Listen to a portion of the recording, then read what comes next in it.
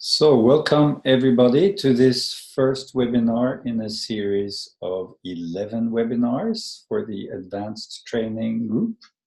Yeah, celebration!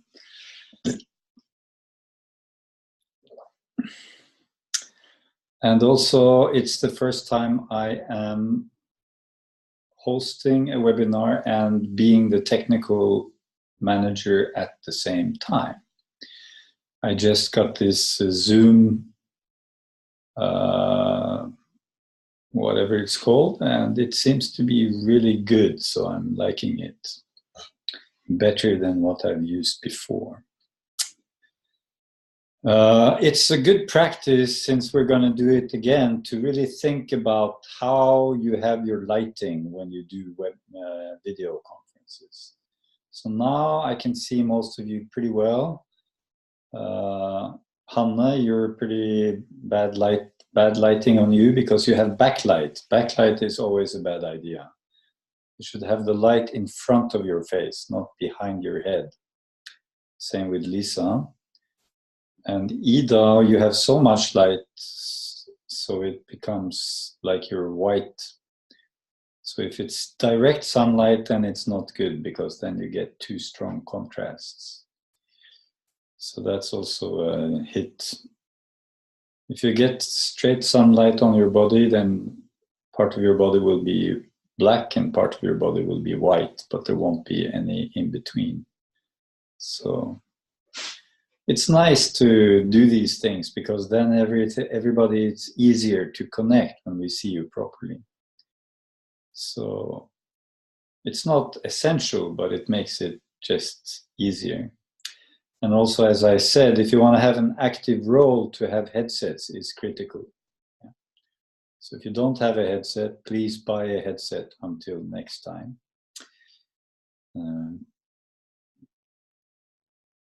That being said, I would like to invite everybody to say one sentence about, or one word about here and now.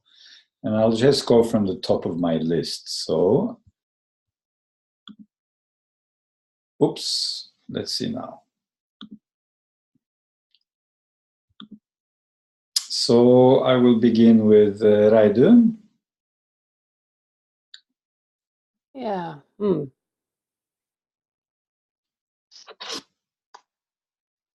Excitement.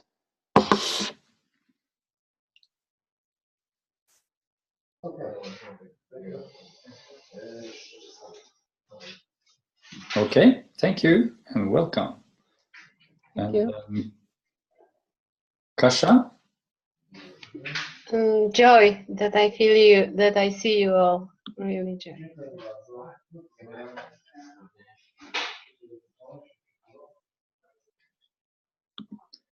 Thank you. And then Ulrika? I feel a lot of tension right now. Okay. Thank you. And then Dan? Curiosity. You can say more than one word. You can say a sentence also, but it's okay. Welcome. And Elif? So you need to unmute yourself before you speak.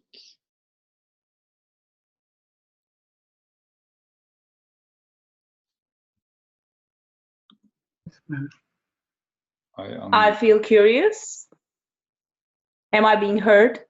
I heard you, yes. Yeah, okay, I'm curious, and there's some joy also for connecting with you all. Okay, thank you. And then Emil? Hi, I'm very happy to be here with all of you and with you, Cora. Thank you for organizing this.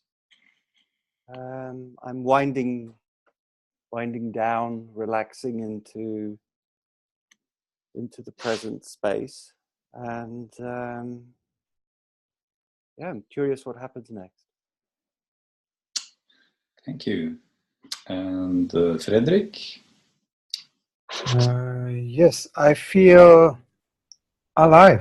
I feel aliveness very much because of this meeting. Because otherwise I'm very tired and I can feel it in my body. But I get alive because of this. Thank you. Welcome.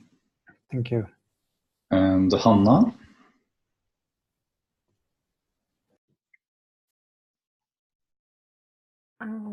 I have a lot of aliveness.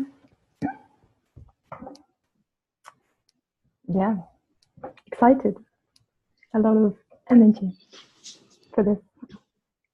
Hello and welcome. Thank you. And Hanna?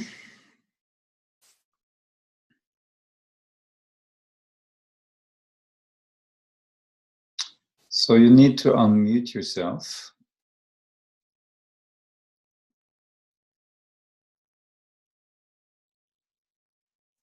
Lower left corner. Yes, I feel some kind of curiosity in my stomach, lower belly. Okay, thank you. And Ida? I'm really enjoying all the bubbling, joyful energy here that I feel here, and so I also feel joy, and there's some vibration in my solar plexus. Maybe it's some kind of excitement or tension. Thank you. Welcome. And then Jenny?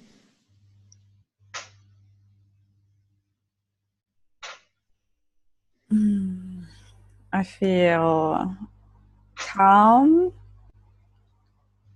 somewhere in my body, but also some kind of nervousness, worry, some breathtaking, excitement, curiosity. Thank you. And Linda? I have a mix.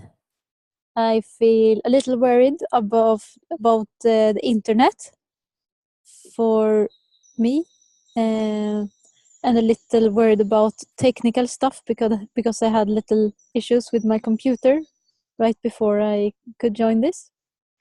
At the same time as I feel so much luxury to be able to sit out in the garden with all the birds, and so happy to see all of you guys, and I just wish that we had those 3 modules at the same year so we could meet live together.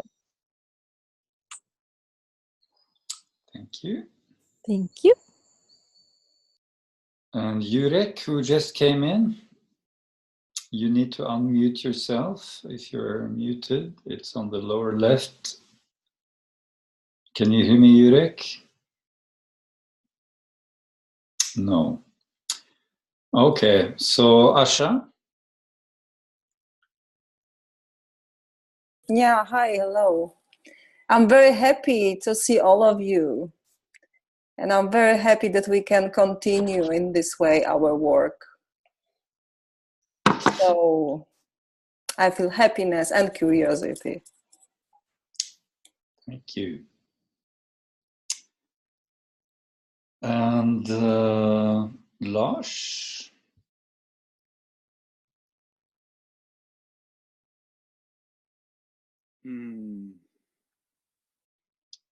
Yeah, I feel heat and joy and some curiosity from my upper right, and some worry in my chest and from down left. So kind of mixed feelings. Thank you. And Lennart? I feel also mixed, nervous happy and curious. Thank you. Sandra, did we hear from you?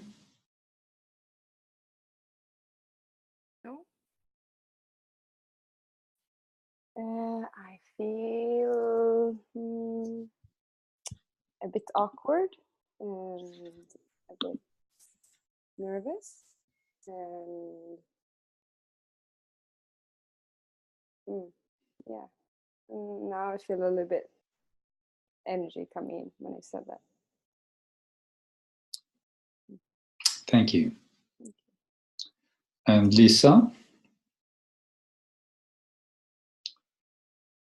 Hi, I feel happy, curious, and a little bit anxious about the technology, and hope my battery survives. So yeah, I've got that slight feeling of anxiety, but it's lovely to see everybody. Thank you.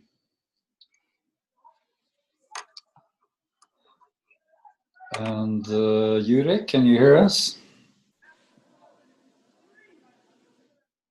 You have to unmute yourself. Lower left corner. Okay, now? Yes, now. Yeah, okay. Now I feel curiosity and some tension somewhere in my head. It's changing the place. A little bit warm. It's something like excitement or something like that. Yeah. Thank you. Thank you. And Sigrun?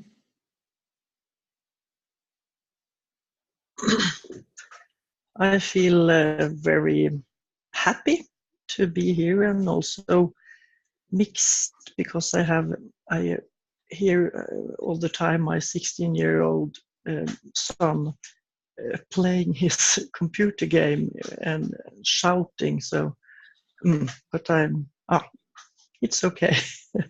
I have to handle it. Thank you. Thank you. Tatiana?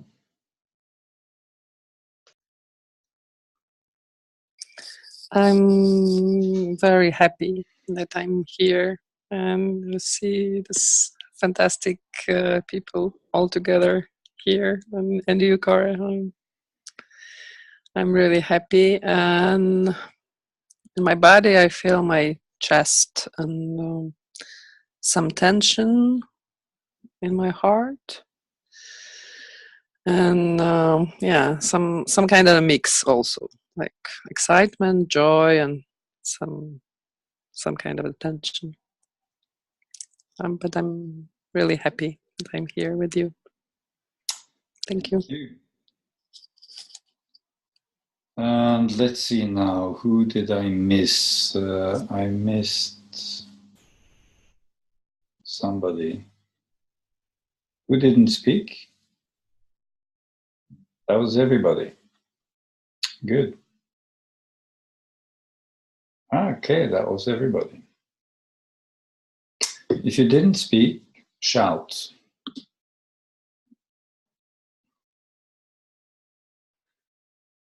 Okay. So,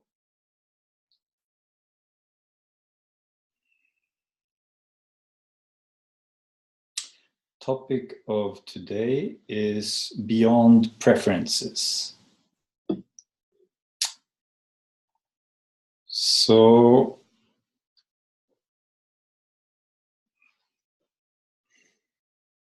I invite you to close your eyes. We'll do a little guided meditation, okay? Just find a comfortable position.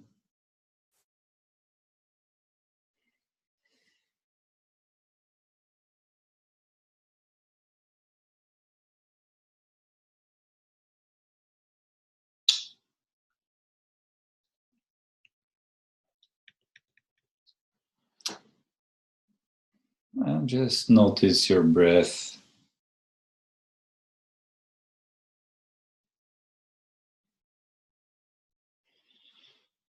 Notice the body on the chair, sofa.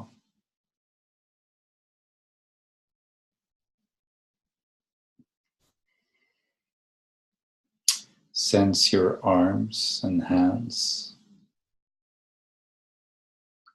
Sense the inside of your hands.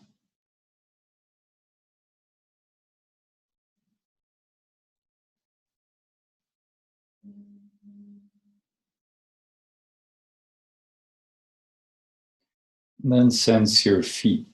Sense the inside of your feet.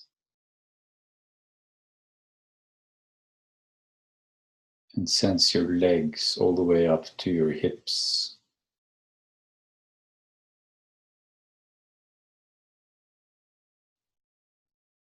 And sense the space between your legs, and the space between your arms.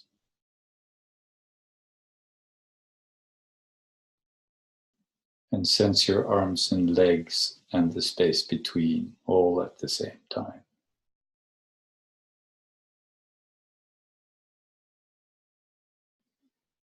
While noticing the gravity and the breath.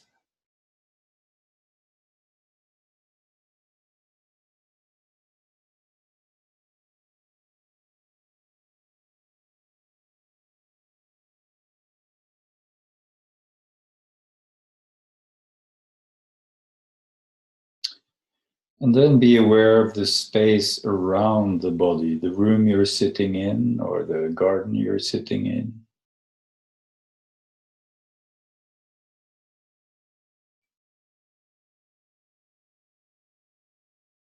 Notice the body is in a space. Now notice the space outside your house or the space around.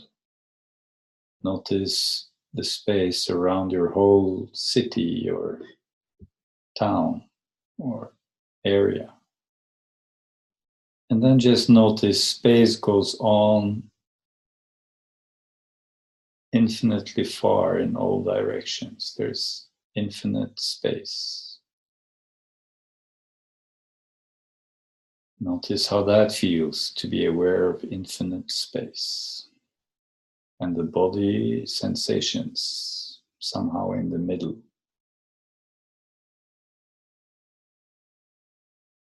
And the breath moving in and the breath moving out.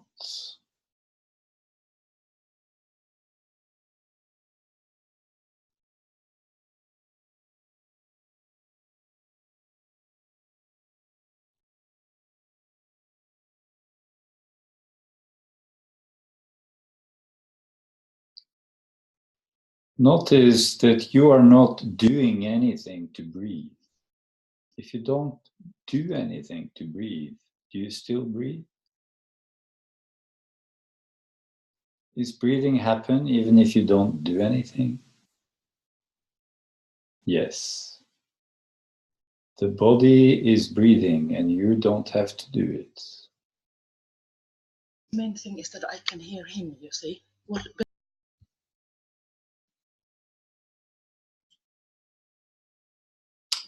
So,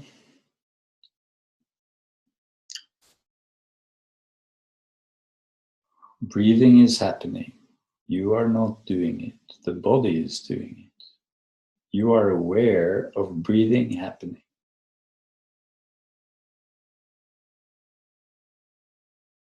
And see if you can sense your heartbeat.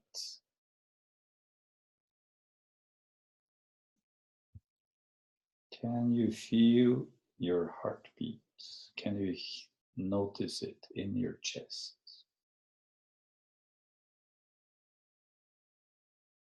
Maybe you can feel the pumping all the way into your fingertips. Maybe you can feel the pulse of your heart in your fingers.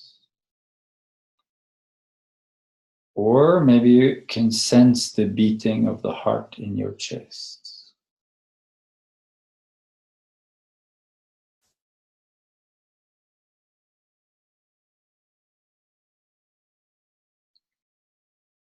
Are you doing anything to make the heart beat?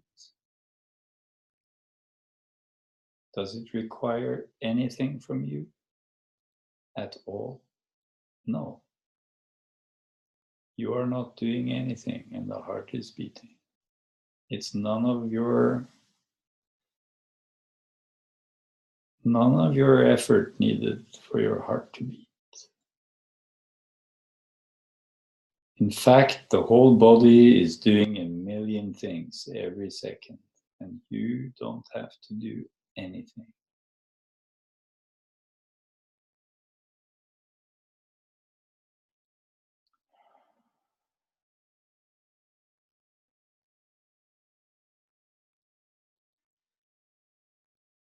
So there is awareness of breath, of the heart beating, the blood moving through the body. Maybe you had some food, the belly is digesting.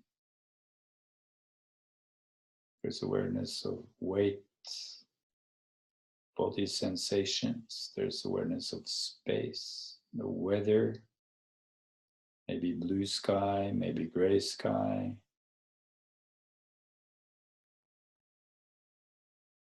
Temperature, birds singing, everything is just happening by itself. What if everything is like that? Everything is simply happening by itself. What if even your choice, every choice you make, what if every choice you make is simply happening by itself? And you just think that you are making the choice, but the choice is happening through you. So let's say you want to choose between drinking coffee or drinking tea or drinking water or not drinking anything at all. And then you choose coffee. What if that choice is also simply a happening, just like your heartbeat?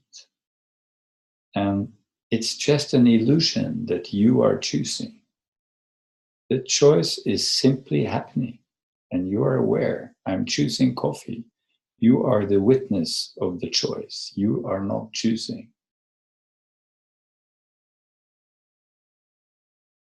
What if you are the awareness of everything, and everything is just happening by itself, by the grace of God or existence?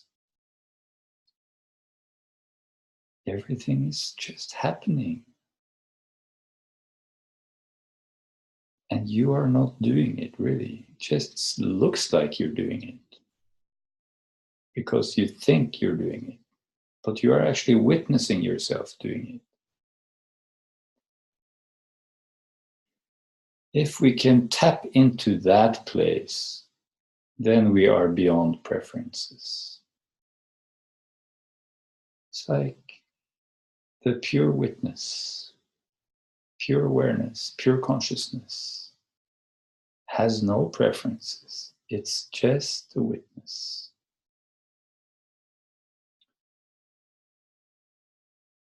And this place has no form, has no shape, is no thing, has no sex. It is not an experience. We cannot grasp it. We cannot define it. We cannot hold it. We cannot anything with it. It is the mysteriousness of existence itself. It is not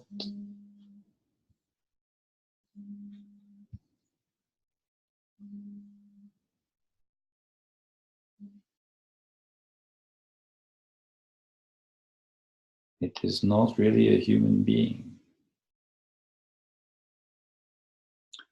It is the witness of the experience of being human.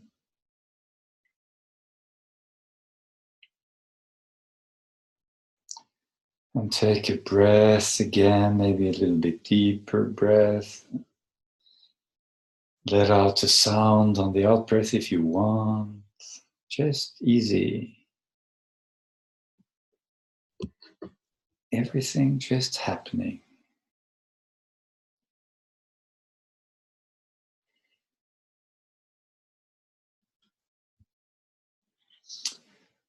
I'm coming back.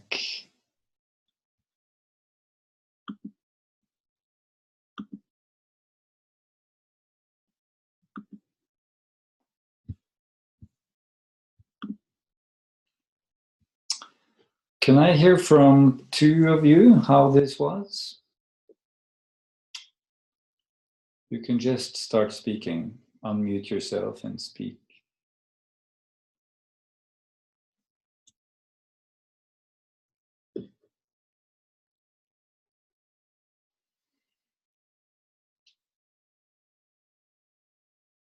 Relaxing and freedom, I feel. Thank you.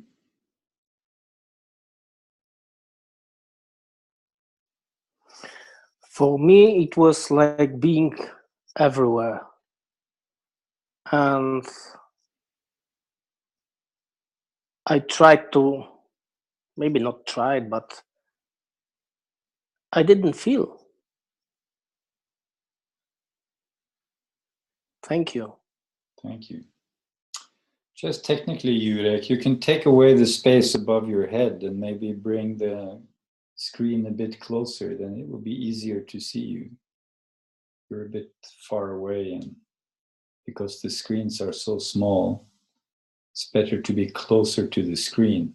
It goes for everybody. It's better to be closer. When Is it better? Yeah, it's much better. Okay. Yeah, it's good to be quite close when the squares are so small. Even me. Okay, so I'd like to have a little dialogue with one of you about this meditation, just a little exchange. Somebody has something you want to share about this meditation? We can have a little dialogue.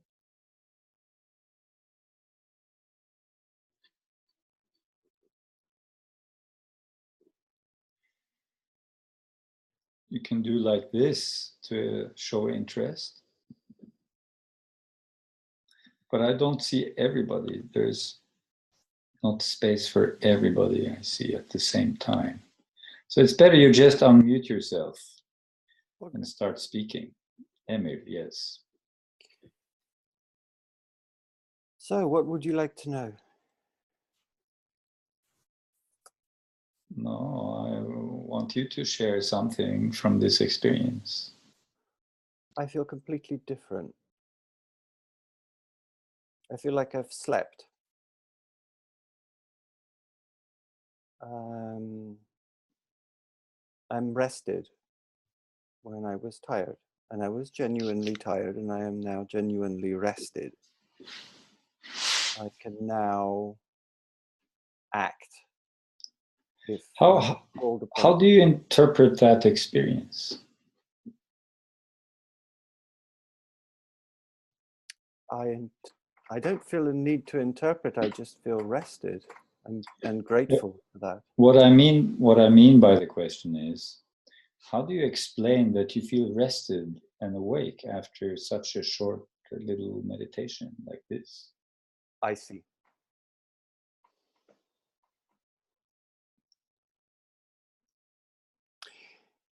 I think when I sleep and rest, I let go. And this is what happened here. I just let go, and I, as a result, rested. The effort inside my brain, the psychic effort, just went into the breathing above all. There are certain key restful moments, like the one where you said that I'm in the center of a infinite space. I found that incredibly restful. Right.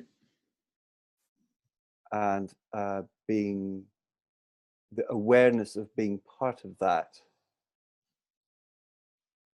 was a very restful experience. All right.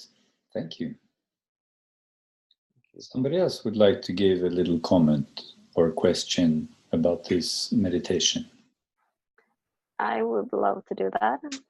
Yes. First, I really got in contact with just being one, just with really restful space of just I just am.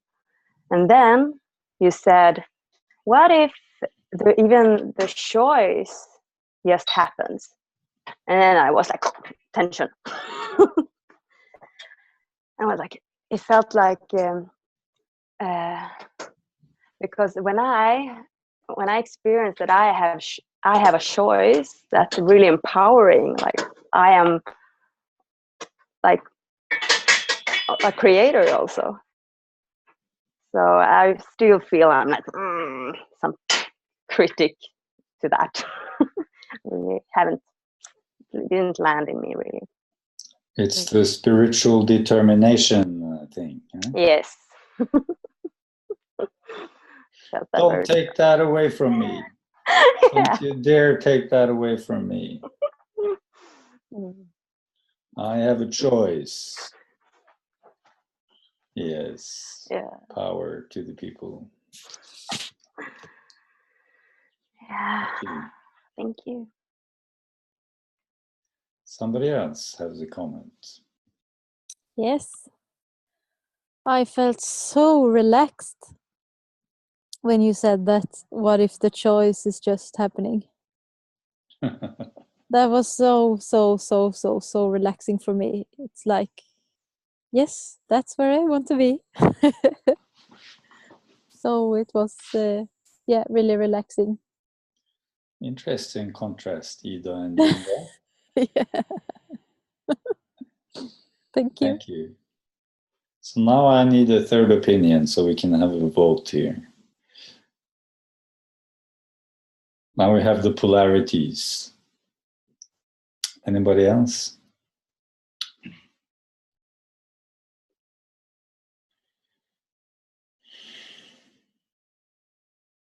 I can share again. No, I'd like to have another voice now first, okay? Can come back after. I can speak. Yes, I do.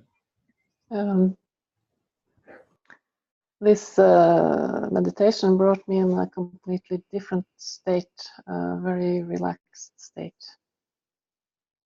And about these questions about what if the choices are just happening, it was like I didn't really say yes or no to that. It was just, oh, maybe that's a possibility. And the second thing I also was kind of strange was this, maybe you're not even being human. And it was also like, strange thing. But it was not like the one or the other had to be right. It was just like, like a curiosity about it. So that was it was not really a reaction. It was just like it was floating by what you said in a way. Yeah. So that was the third option. So now we have a pretty rich response to that statement. Anybody else want to share?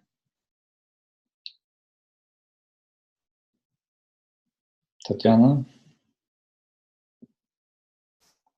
For me, it was like diving into the warm water and deep down to the rabbit hole. Yeah, it's like into the mystery or some unknown space, like for the first time. It's amazing. Thank you. So I want to welcome Sarah. Hello, Sarah.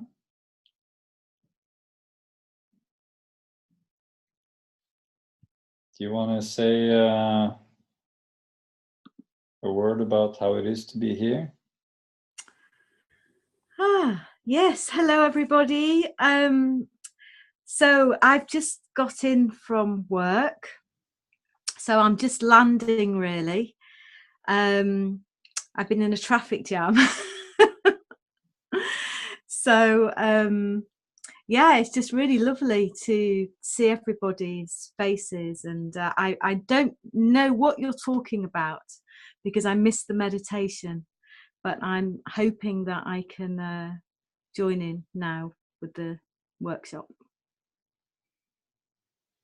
All right. Thank you. Yeah, Welcome. feeling excited. Yes. Yeah, happy. Thank you. So I'm happy about this Zoom technology. It's the best I've had so far. It's been so many challenges with the different systems. But this one is actually intuitively, it's intelligent design, and it's actually working. Amazing grace. So that's fun.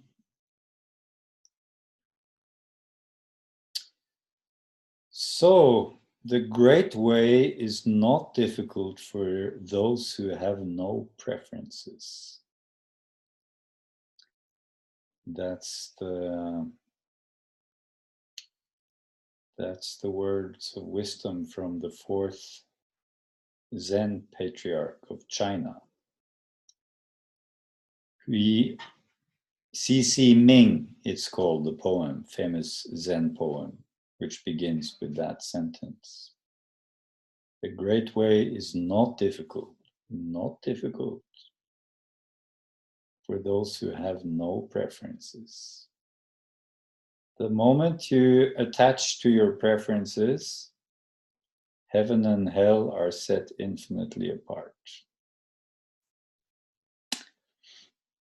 Or something like that. Not exactly, it's my version, that second sentence. The moment we attach to our preferences, it's not having preferences. You see, we need to distinguish between having preferences, which is a natural consequence of being in a human body. Human bodies have preferences. Human beings have preferences. But we are not only humans. We are also suprahuman. We are also beyond human. We are spiritual. We are beyond. We are gate, gate, paragate, paragat, samgate, bodhi, svaha. We are, this is the famous Zen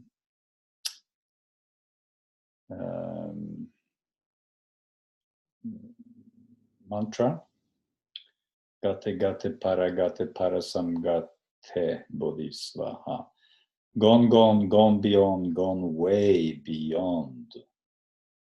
There's also the sentence, to be in the world, to feel my hands, the tingling in my fingers, the pulse of the heart, to feel blood in my body, to feel sensations in my leg, to feel the breath, the heartbeat, to feel hungry, to feel tired, to feel awake. All these things, they happen. And of course, any physical organism will prefer pleasure over pain any time of the day. So if we take ourselves to be only a physical organism, a body, a human body, body-mind, we will be very occupied with our preferences, and we will be very busy trying to make life as pleasurable as possible and avoid as much pain as possible.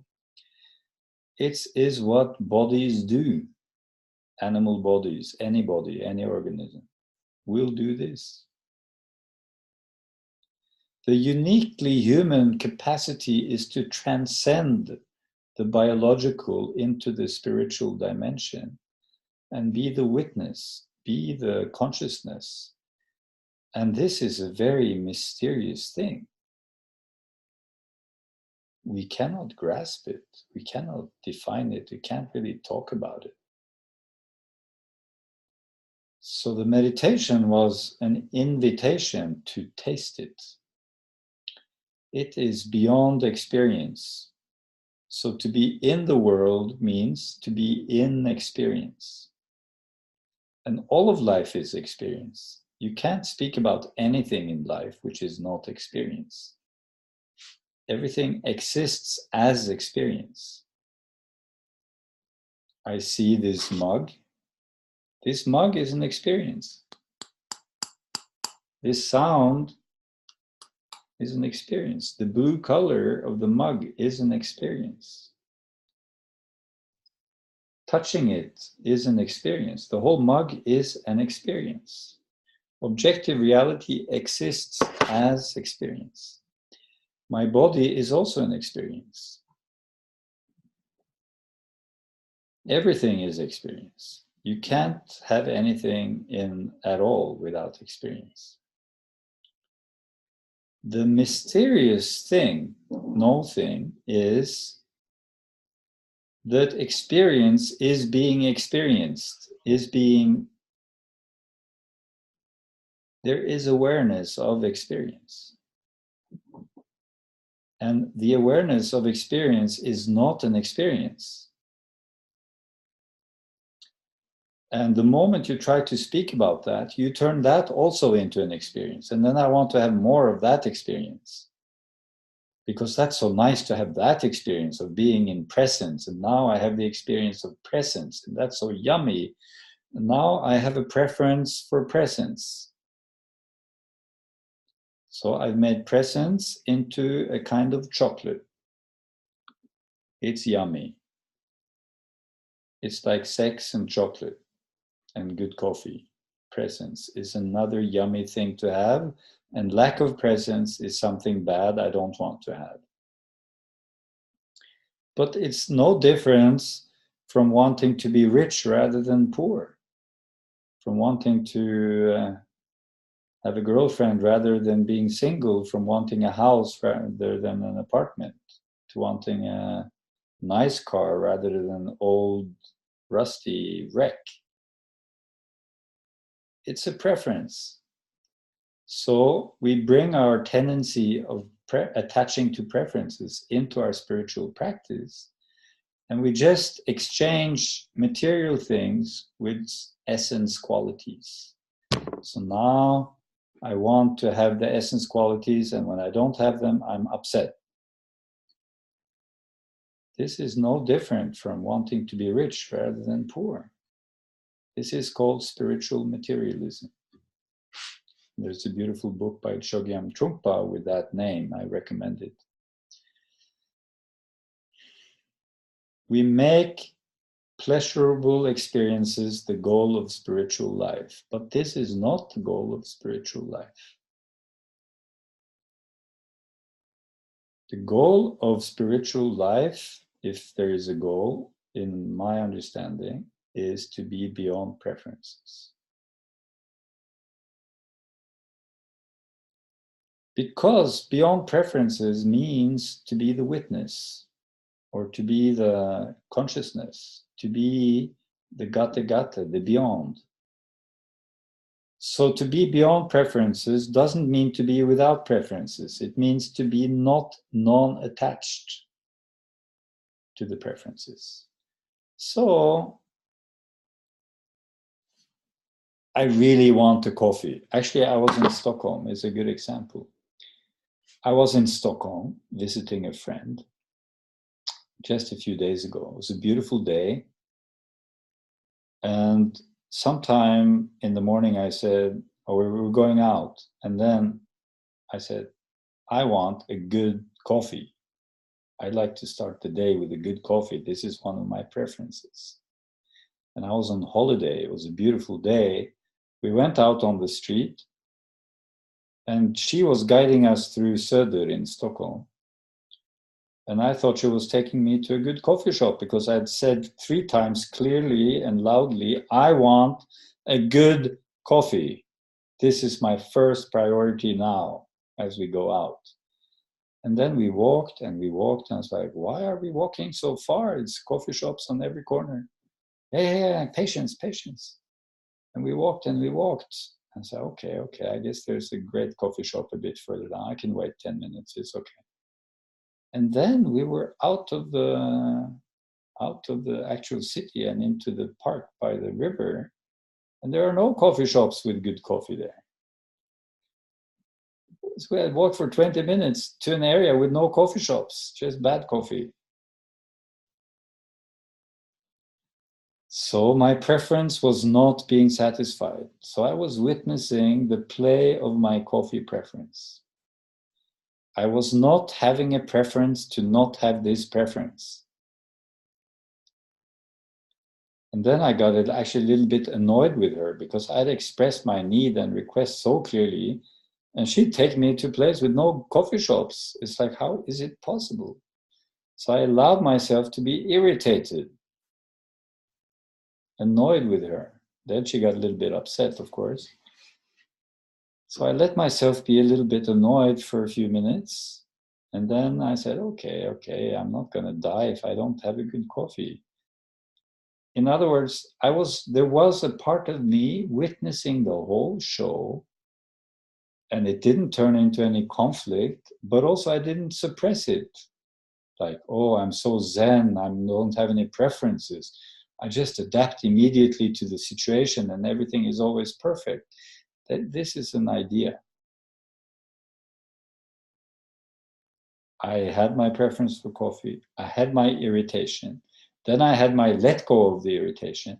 And then we found a beautiful cafe by the water. We didn't find great coffee, but we found coffee and we had a good time by the river there. So the point of the story is preferences play themselves out, and the annoyance at not having them met play themselves out. But I'm not really attached to it because there is that which is aware of this whole dance. It's like there is something aware of, it's beyond me. There is that indescribable nothing, which is aware of everything, is just happening. Yes, I'm choosing to go for the coffee, but there is also that which is the witness of me choosing. So that's why it's a paradoxical situation. Yes, I can have my spiritual determination.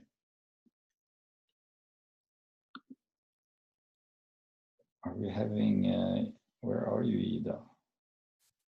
I'm speaking to you now. I hear you. How come I don't see you? Where are you? In Linköping. Oh, there you are, on the second page. So in other words, even spiritual determination I can have and not have at the same time. That's the paradox. So, I'm in some de-armoring workshop with Åsa, and she says, use your determination. And I use my determination. But there is something in me which is witnessing this choice, which it's like I am acting and I am choosing and I am human.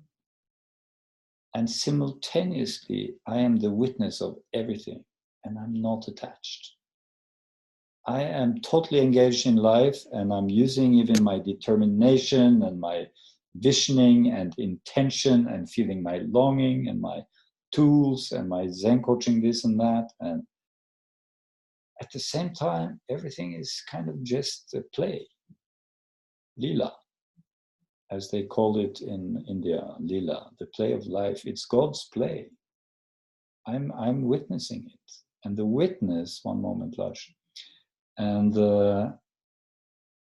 this, having this little, always having this part somehow available means there is a holding space. So when I talk about holding space, I am talking about this, which is not an experience, which can hold any experience. This is the most important thing, or no thing, in my opinion. And it doesn't go against anything in life. It doesn't, there's no conflict between being passionate, lovemaking, being romantic, being in pain over losing my partner, or but if I have access to that which I call beyond preferences, there is a peacefulness in the middle of life. And this we're gonna need to learn, because one day we'll lie there and we have a few minutes left to live and we're dying. And in that moment, we are entering that dimension, and everything else we need to just.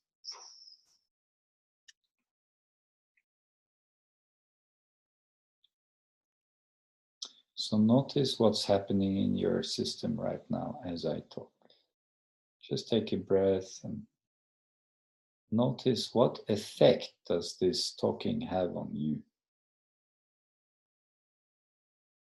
I'm speaking to your knowing, not to your mind.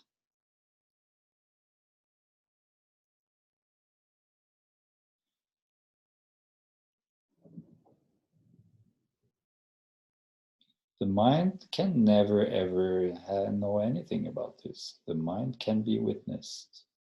It cannot know or grasp any of this. Witness how your mind wants to grasp. Who is witnessing? Who is that witnessing? What is that witnessing? You can't grasp it, but it's there as a no thing. And it's very liberating and free. It's like falling asleep and having a refreshing sleep. Now I'd like to hear from some of you or somebody. You still want to say something, Lars?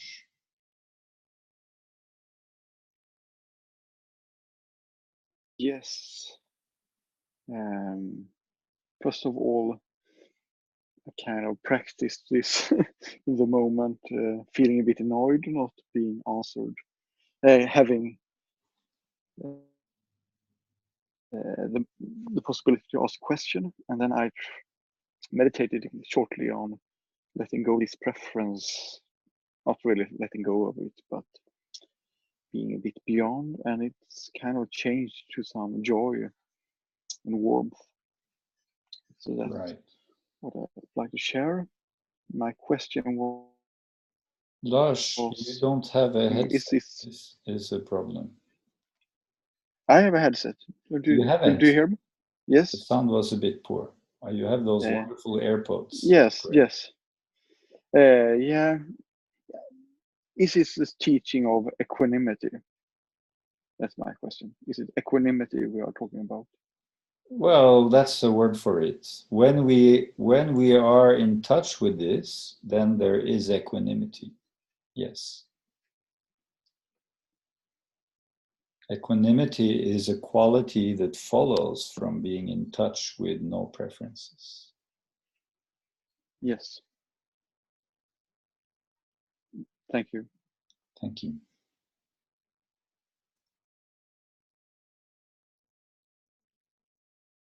So the space is open for anybody who wants to make a comment or a question.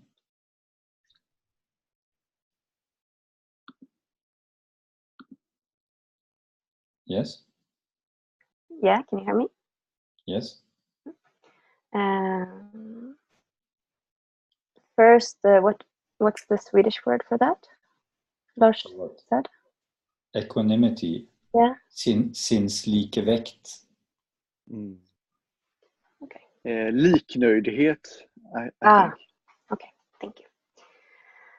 And my experience, what I felt when I was listening was I was felt relaxed and more space coming in. Mm. Thank you. Thank you. So you're not mad at me anymore for trying to take away spiritual determination. No, I'm with you. Okay. But it's an interesting topic. Yeah? It's really, it's a key question. Yeah.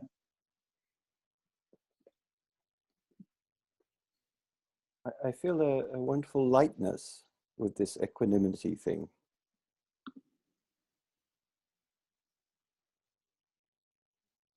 It has this lovely light quality. I'm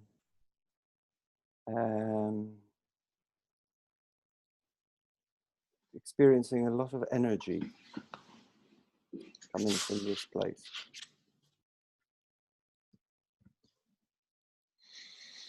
Okay, thank you. You're a bit far away, Emil. Could you Yeah, bring okay, your sorry, I've thing received closer? it. Yeah. Yeah.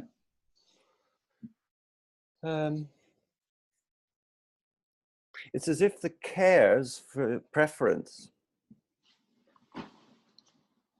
have a material gravity to them, which can simply be dropped in an almost physical way as well.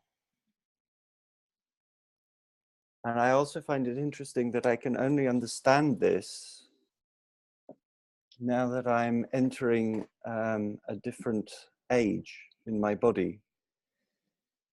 You touched me when you said we're going to have to get used to this because we're going to be drawing our last breath one day. And I am in touch with that for the first time in my life. What's your age? Can I ask you? Sorry? What's your age? Can I ask you? I'm 50. You just had birthday. In October. Oh, okay. But I'm kind of meditating on how, as a 20-year-old, all of this would be absolutely incomprehensible, or it would be incomprehensible. It would only be comprehensible on an abstract level. I wouldn't be able to feel it like I feel it now. I wouldn't feel the actual lightness and the physical awareness that I can just drop it and feel that energy. Yeah.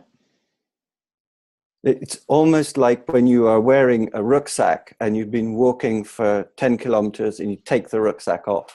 You feel this lightness. I think that's the way I'd put it. Yeah. Well, I want to make a comment to that because in young age, most of us, we live in like the promise of the physical reality.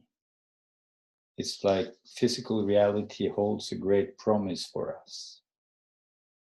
And we want to fulfill that promise. We want the world, we want to taste that promise. We want to experience it. At least that's how I remember it. It's like the whole of the world felt like an infinite promise, and I wanted to taste it and experience and receive. I wanted that promise to be fulfilled and delivered on my plate so I could eat it. And then a time comes when there's a realization that it's like a food that doesn't give lasting fulfillment. You know, after eating great food, like we're having some visitors from the States, 3 of my American brothers two of my American brothers. I have two American kind of brothers, extra brothers, visiting, friends of the family. And we spoke yesterday. I spoke with one of them who's 56, 7. Talked about flying business class. I flew business class. I fly a lot, and I flew business class only a few times in my life. And it feels like such an incredible luxury to fly business class. But my friend here, he said he's been flying a lot business class for his work. I said, you know, it doesn't touch him at all, flying business class. Doesn't matter, business class, no business class, who cares? It doesn't fulfill, it gives no lasting fulfillment. You can fly first class. It doesn't even help. It's like you realize, once you've tasted the fruits of the world, you realize, yeah, they taste great, you know? Pomegranate and kiwi and banana and pineapple and each fruit. But finally, we realize there isn't really a lasting fulfillment in experience. We need to connect more with the experiencer. And then we get interested in our spiritual nature. If we're lucky, we meet some guides along the way who have tasted of their own inner apple, which is like a lasting source of fulfillment. It's like an inner fountain. Basically, our own being is a lasting fulfillment. We touch it and it's lasting. Our nature is the only real fulfillment. I mean, the only lasting, the only deeply satisfying fulfillment. The only thing that actually fulfills us properly.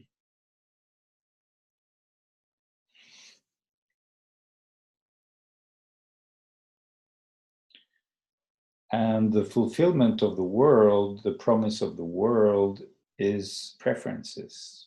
They are not lasting.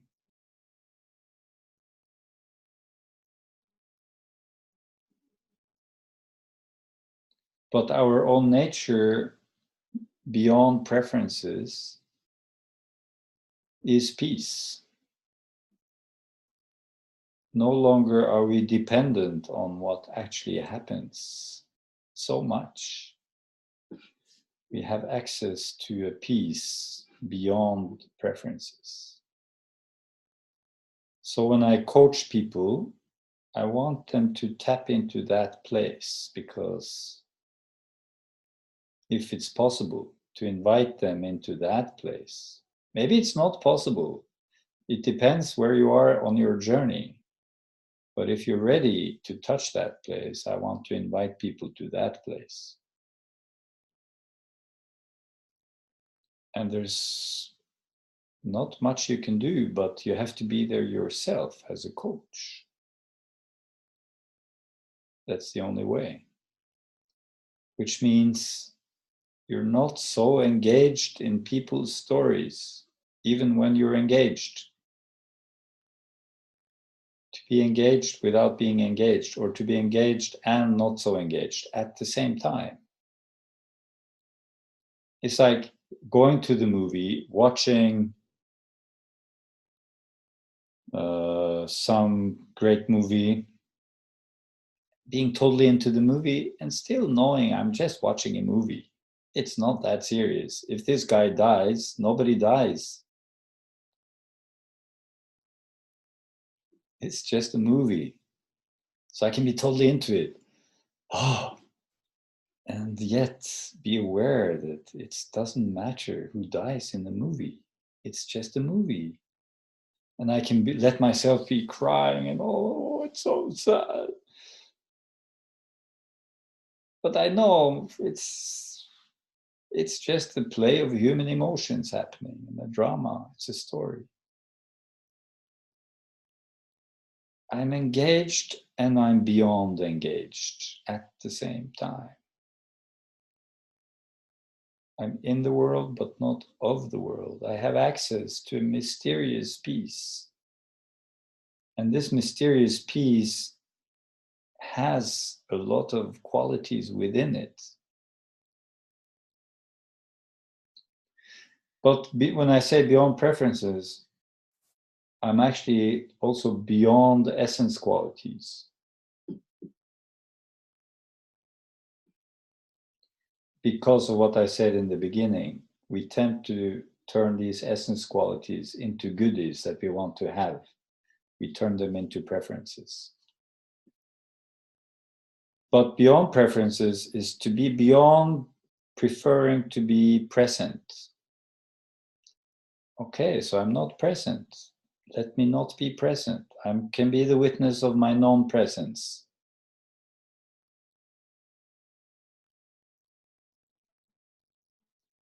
Don't be attached to presence. Don't be attached to your client being in presence. Your client is in a drama, is attached to a story, avoids feelings, has no contact with presence. Enjoy it.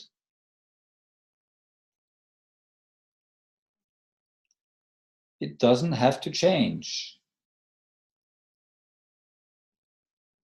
Just enjoy it. As you would enjoy your own drama by being beyond your own preferences. Don't have a preference for your client to change. Let your client be exactly as she is. You can only give a total allowance to your client if you can be in no preferences.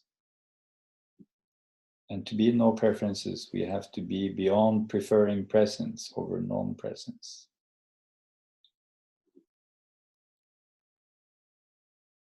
There is an awareness of non-presence.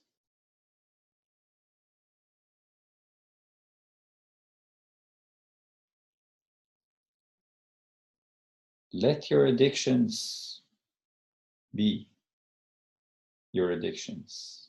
Everybody has addictions. Observe your addictions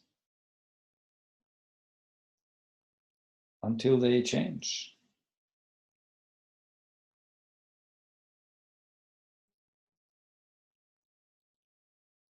Actually, you don't have to be non-addicted to be spiritual. You can be a spiritual addict. Chogyam Trungpa, who wrote the book Spiritual Materialism, he died of alcoholism at 42. By that age, he had created 50 Buddhist communities, centers, written loads of books, had loads of followers, had sex with loads of his students. Quite controversial character. But still, he was open about it, nothing secret.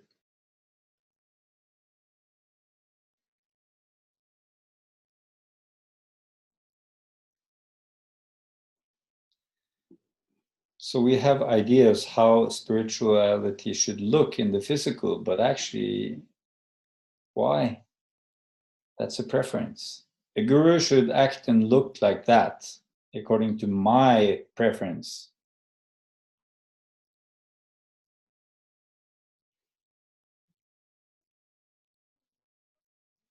A client should go through this process according to whom?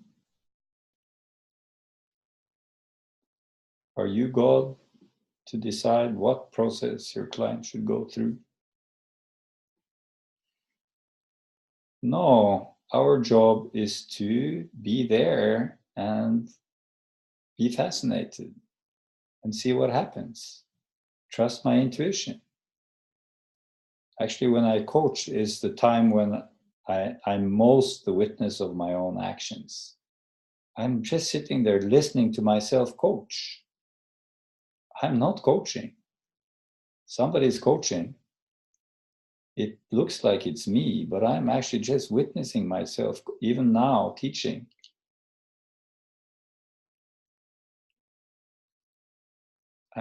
This is the situation where I most strongly, especially when I coach, when I feel that, my God, this is all just happening. My comment, where did it come from? My intervention, my suggestion, my feedback, my challenge, my empathy, my silence. There is no rule to follow, except one, maybe. To be beyond preferences. And in that, include preferences as it's hard to speak about this. Now, some of you can talk. Somebody want to say something? Linda and I, we've had a good process on this. So I'm inspired by our exchange on this topic, Linda. That's why I'm having this topic for the webinar. It's your responsibility. Co-responsibility. Lennart. Yeah, I feel very liberated, very free when you talk like this. But I don't need to have any, or I shouldn't even have any preferences about what is going to happen when I coach. That's freedom. That's good. Thank you.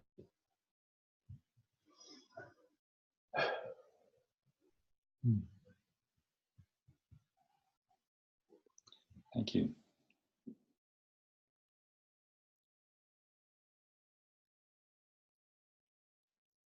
Can I? Yes. I feel a very relief. It's so easy. I feel at ease when it's so simple. I just constantly analyze things and everything, and this is my path now. I shall stay easy. I had this coaching with Marta last week, and it was always also that make thing. It's easy. Just go with the flow. And this is the same. It's so relieving.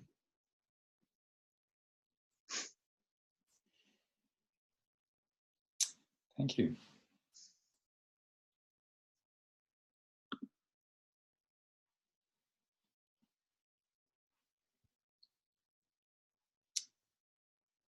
Okay. Somebody else? Yeah, I would like to say something. Yes, Sasha. So I also feel relief because I had a question for our meeting about one of my clients, and now you already answered. Because I have a client since 2 months who is still only in her story, and she ignores my questions.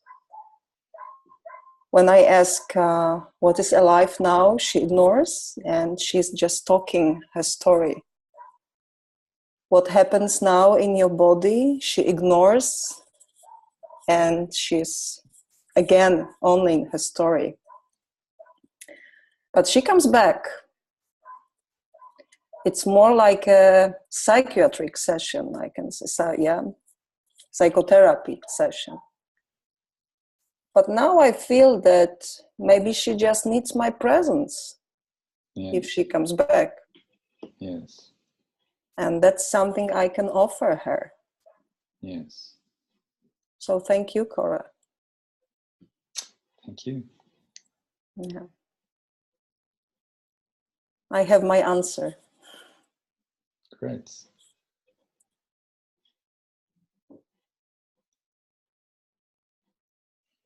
So just for everybody's information, you have different views on the screen. You can have a view where each speaker is big, or you can have a view where everybody's small, even when they speak. Just up in the right corner. You can choose what kind of screen view you get. Okay, somebody else wants to say something about what I spoke about, what effect it has on you?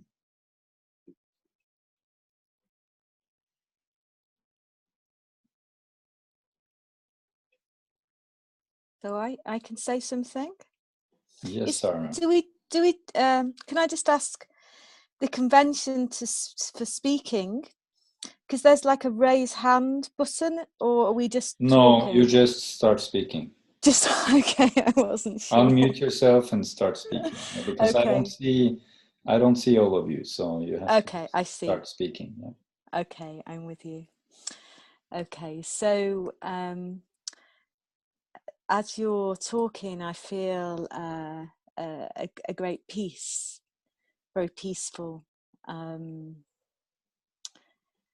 because your words connect me to that space beyond preferences. But I also notice some fear around kind of letting go to what is. Part of what I hear is that something to do with that whatever is happening is what is happening, that it's right in some way. Yes. There's no wrong, there's no right. It just is what is happening right Yes. now. Yes. Exactly. And there's a freedom in that. Yes. And I wanted to share a metaphor with you and with the group that somebody shared with me the other week, which is this idea that we think that we're riding a horse and that we're in control of the direction that we're going in, but actually the horse is in a boat and we have no control over the boat. Right. So we're riding away thinking that we're in control and actually we're on a boat. Right. And so when you speak, it connects me to this, that Right. Something about letting go of trying to control where I'm going, but I also connect to some fear as well about that letting go process. Yeah. I can feel my resistance to it at the same time. Yes. Yeah, like and I think for somebody who in the past has found it difficult to express my needs, there's maybe connected to this, that for me maybe I need to be clear about my preference and then let go of it. That I may. Okay, so wait a minute. Wait a minute now. Okay. See, now you're tricking yourself into a corner. So what I'm trying to say is there are two dimensions. There's the human dimension, the physical dimension of being a human being. And the human being has preferences. You don't need to let go of your preferences. You just have to be in touch with the gate gate paragate. You just need to be in touch with a simultaneous greater dimension, which is in a way the space around your preferences. You don't need to let go of your preferences. You need to go beyond your preferences and let your preferences continue to be there because they are there.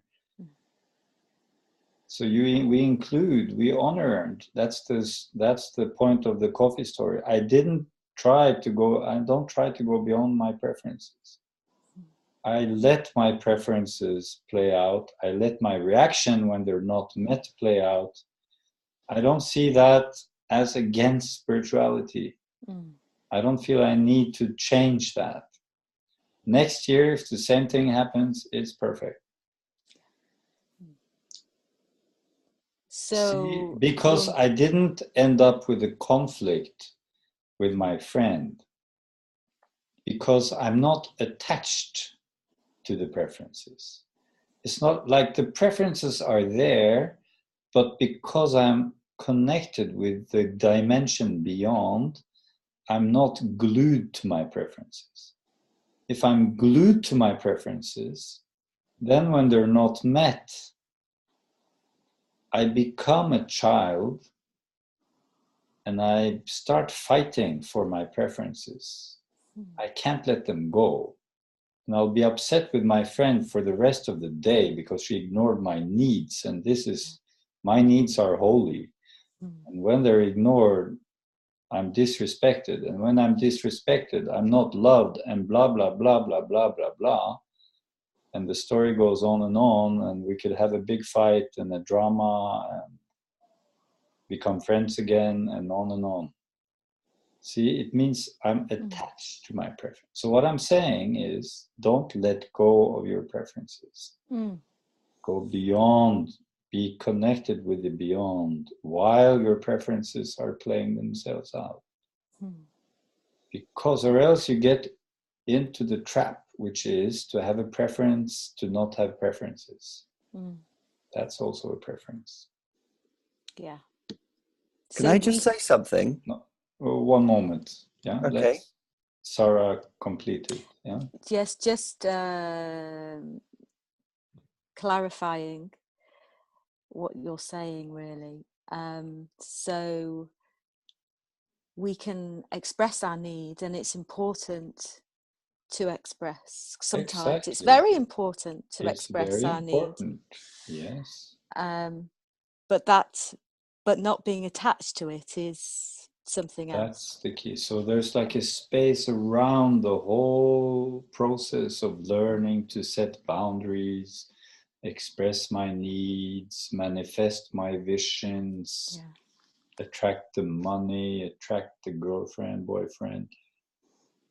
I can do all that stuff, you know, and there are tools for it. I can use the coaching tools with myself, with my clients. But if I take all of that as the ultimate goal of life, I'm losing touch with the miraculousness of life, which is there's a space around the whole drama of life, which makes it lighthearted even in the middle of a little bit of drama. I can be okay with it. Okay, I'm annoyed because I didn't get my coffee, but I'm also entertained by my own annoyance, not attached to it. You see? Yeah, I feel I have a sense of that as you're speaking. Yeah. There's like a spaciousness, there's a stillness, there's a peace, there's a like, it doesn't really matter so much, you know? Yes, Emil. Yeah, you basically said it. It just, I got this insight that I really prefer not to be the object of people's projections. And it's a really strong preference. Yes. But then as soon as I let that, so as soon as I get hooked and pulled into that, then life becomes a suffering. Yeah, exactly.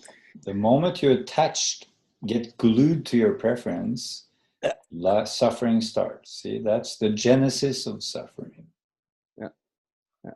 So it's so liberating to just laugh at my preference not to be the object of people's projection.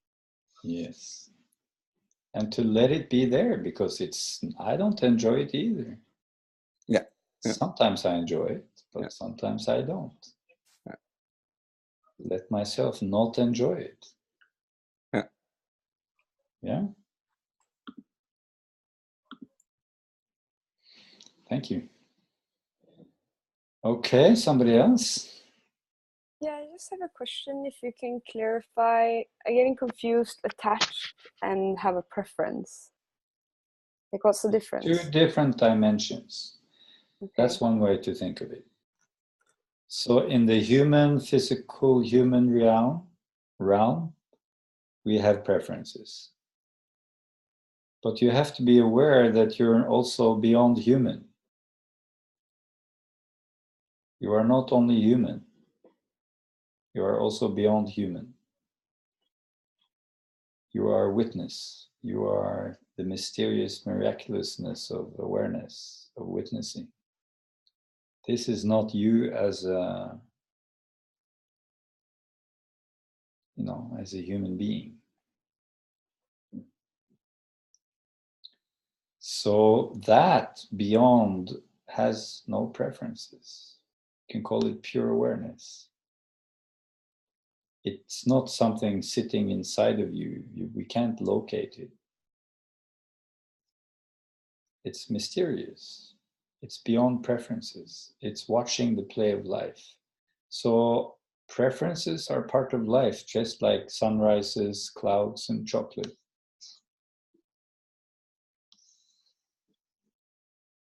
Don't try to get rid of your preferences. That's having a preference against preferences. Okay, but what's the difference between preference and attachment? Attachment means identification with your preference. Your identity becomes glued to your preference. Okay, let me take an example. Let's say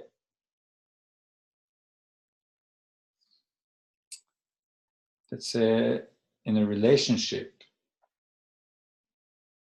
So I'm really bonded with my partner, and we've been together for some time and deepened the bond.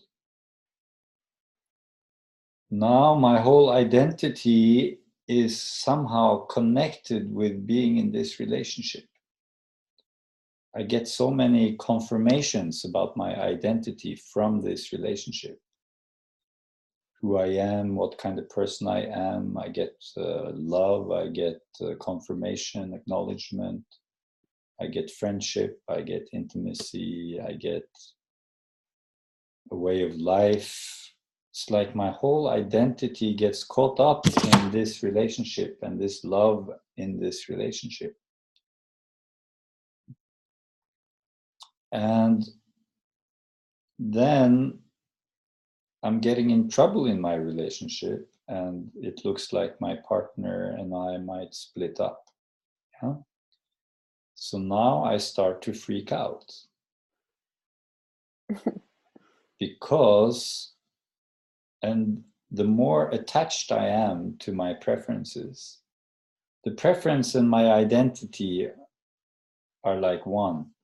So when I say attached to my preference, I'm not even aware it's a preference. It's just, I gotta have it. I gotta stay in this relationship. I can't lose my partner. It's like a life and death situation. I'm totally involved in getting what I want and avoiding what I don't want. There is no space. So there is no sense of being attached to it. There is no distance between me and my preference. So attached means identified, it means no distance. So it's not I am attached.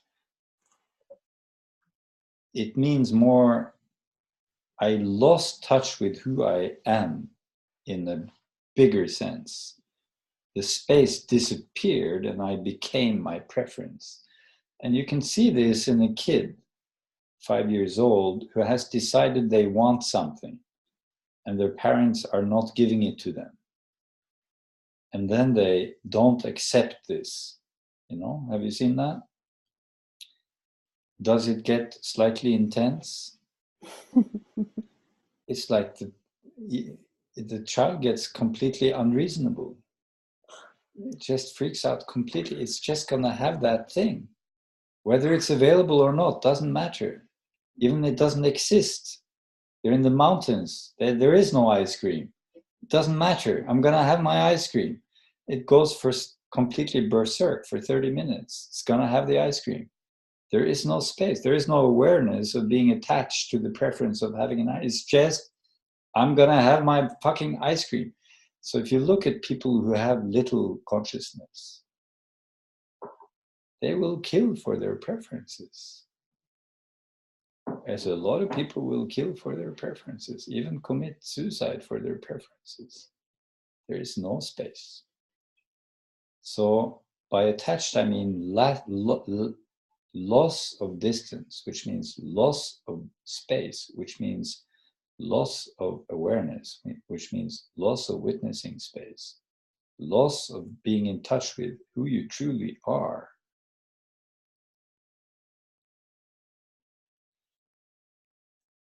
I get too caught up with my biological human nature. I'm gonna have what I gotta have. A man's gotta have what a man's gotta have. A woman's gotta have what a woman's gotta have. You know, it's just gotta have it. There's no space around the gotta have it, the desire. Do you follow? So what's happening in you now?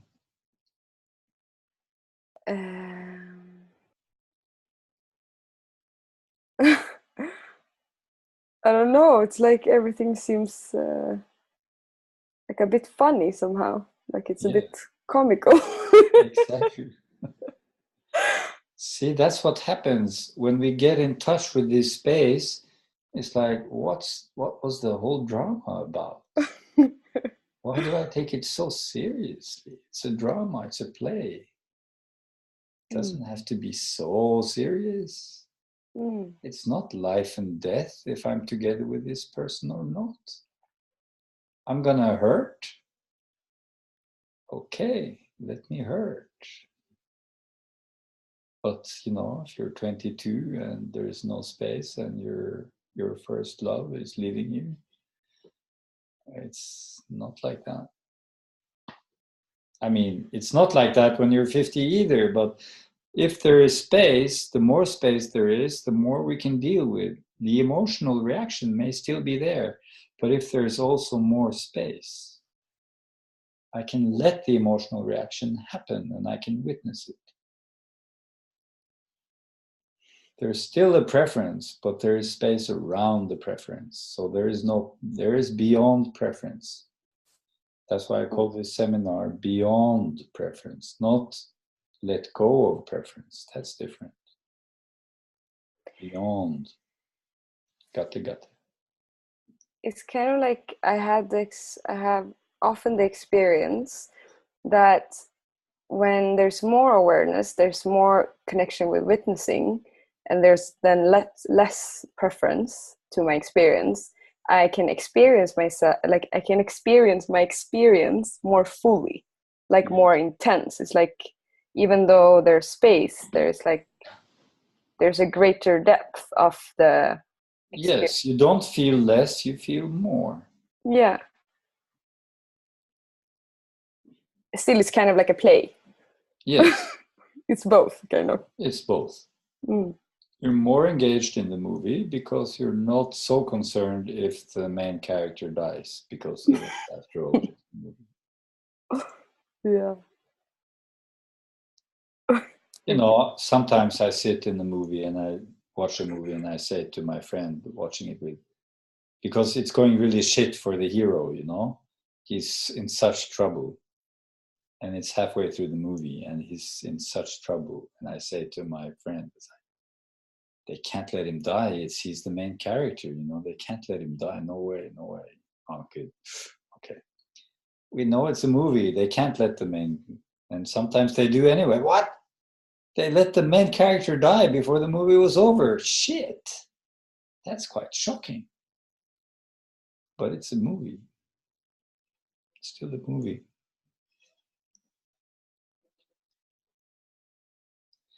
So if I'm coaching you, you're in your drama.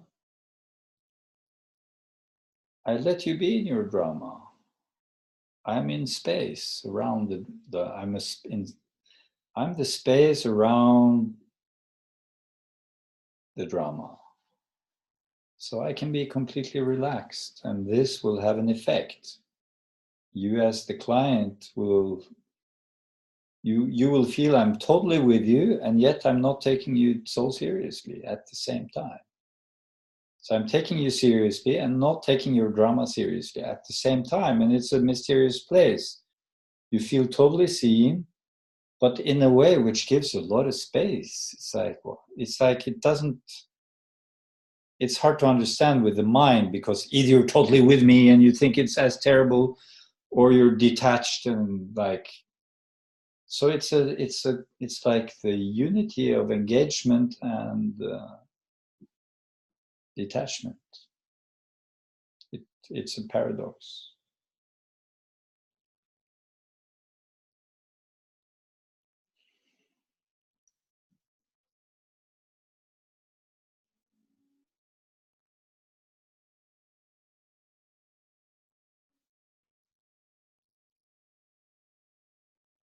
And then you get these kinds of silent moments where the magic happens.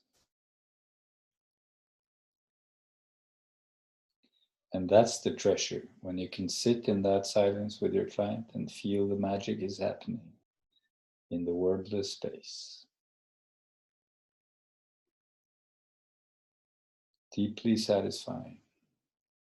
No words for it.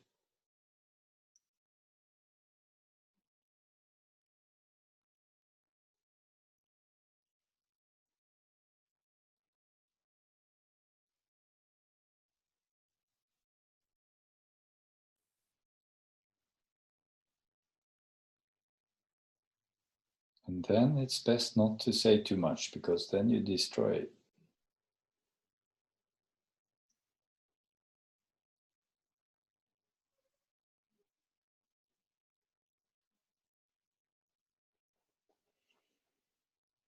Yeah, I was curious about that because I experienced that in coaching. We came to this space where there was infinite space, and client didn't really want to speak, and it was just like this, very relaxing and silent. Silent. Let it be. And I was really, after a while, it was okay. How long does this silence last? Do you just keep in silence as long as silence is there? Right. As long as it feels right. Yeah. Mm. It can be a long time. Yeah. It can be a half an hour. Okay. It can be It's 1 not minute. really the place for exploring this space. Is not really for exploring what is it like, what does it feel like. This is just a place for staying. Yeah, when you touch the deeper magic beyond all words, then it's better to be silent.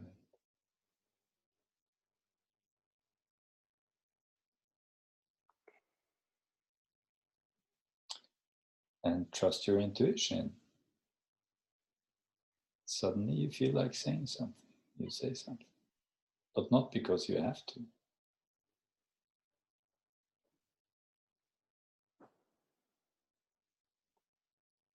Thank you. This silence is the beyond. We cannot speak about it. We can speak about it, but it's in the silence we really taste it. But silence itself doesn't do it, you know, it's a certain magic that suddenly happens.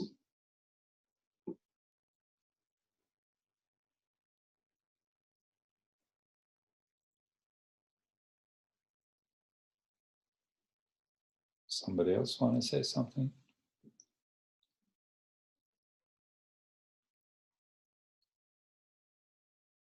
I would like to say something. Hello? Because I compare it, what you said, more to my life situation in the relationships, more than with clients. And I feel I have a lot of drama situations with my mother, because she's attached to a lot of strategies and preferences, And recently I was a witness of this drama, and I was like, I didn't know what to do. Like involve in this drama and fulfill her needs, but in her way, in her strategy, or not. And I didn't, and the drama was like exploding. And now, after you said, I see also the situation in a different way. Like I feel like I'm more witness of the situation, and I'm not like very attached to these strategies, to these preferences. It's not mine. I feel like more calm with all this drama and the situation.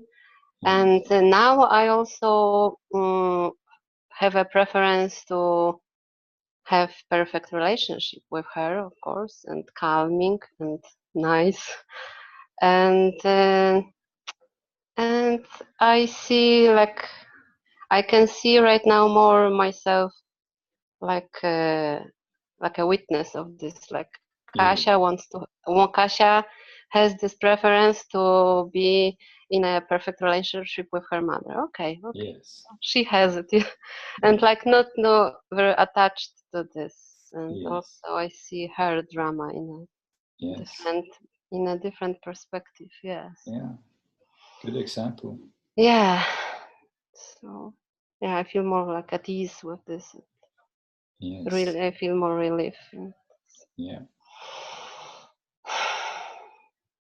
Thank you. It's very easy to have preferences against all the preferences of your mother.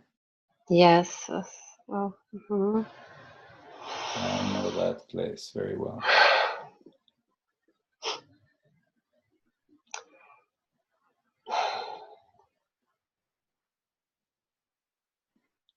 What's happening right now? My heart is beating faster.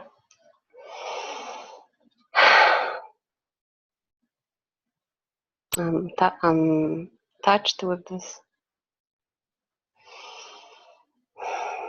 Heart is beating faster. Feel touched. Yeah.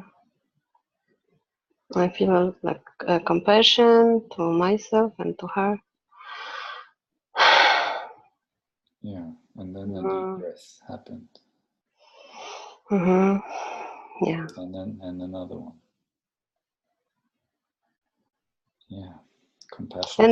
And I feel also like a heaviness here in the chest, but also going down when I share it. It's like yes, and a little bit of heat, and the heat is going like down. Right. Yeah, releasing. See, as we go beyond preferences, the healing process accelerates.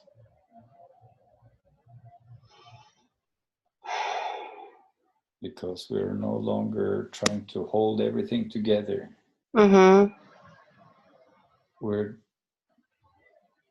And then things start to unwind.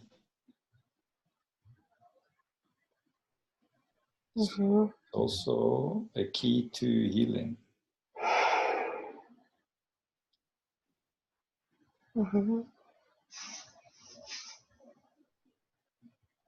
So in Zen coaching, yes, we invite the space of no preferences.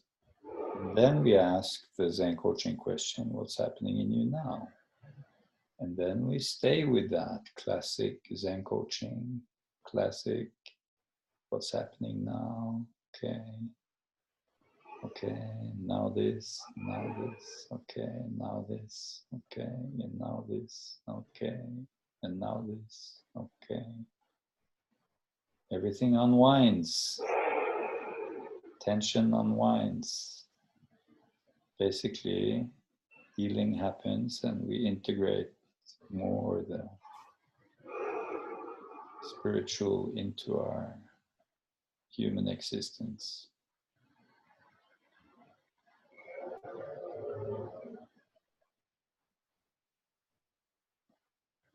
It's an integration of the human and the spiritual, not a split, transcending human integration. We invite in the space and then we get curious about the unwinding physically, emotionally.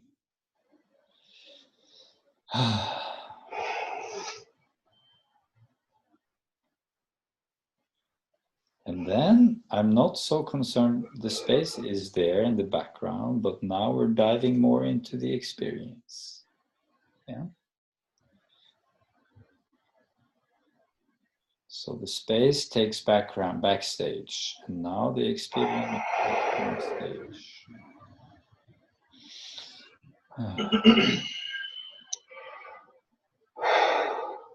See, that's releasing, that's healing.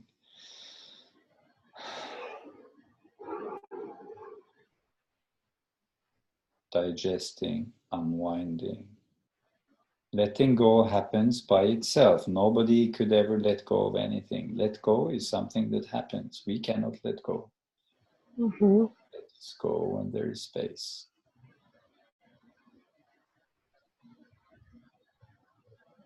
When we try to let go, nothing happens.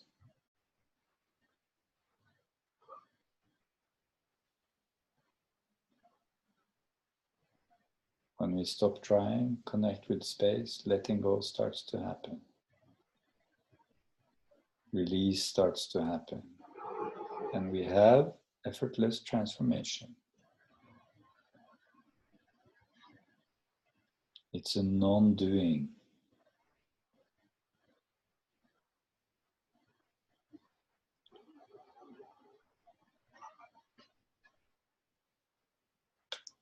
Thank you. Thank you.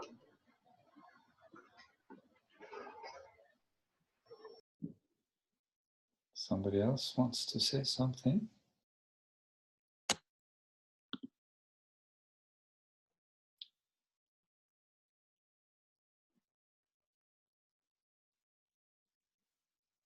Where are you at now? Can we have a little check-in? Somebody want to share? Let's try this. I'll unmute everybody and you can say one word for here and now when you feel like it. Just free space for a couple of minutes.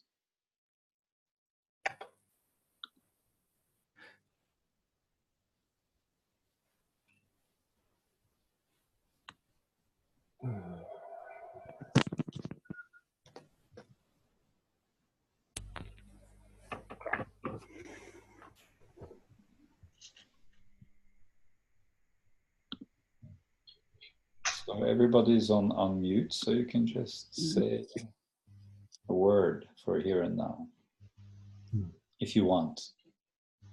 I feel connected now.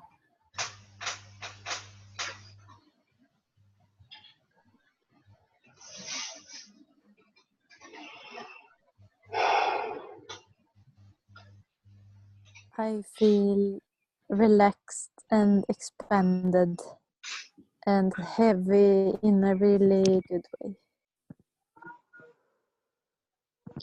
Once you've said something, you can mute yourself.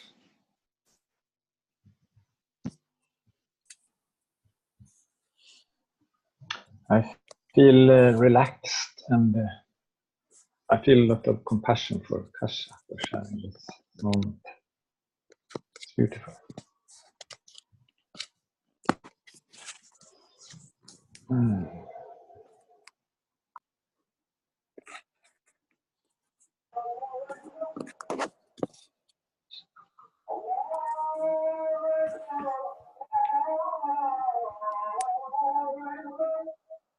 Wow, we have the call of the mosque in Turkey.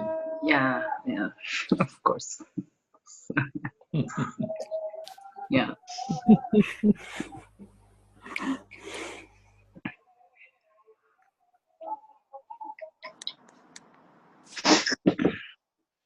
I feel openness and peace.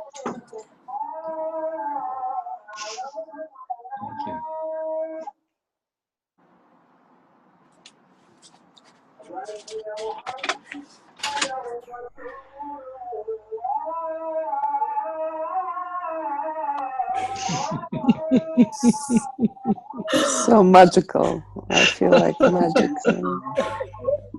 Allahu Akbar.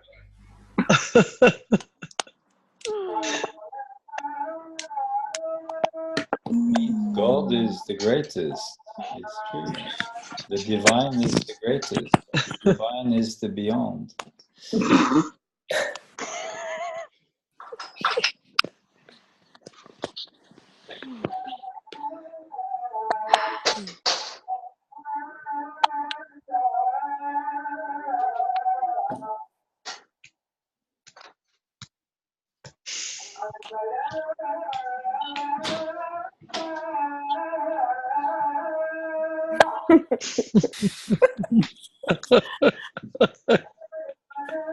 Somebody else wants to say something?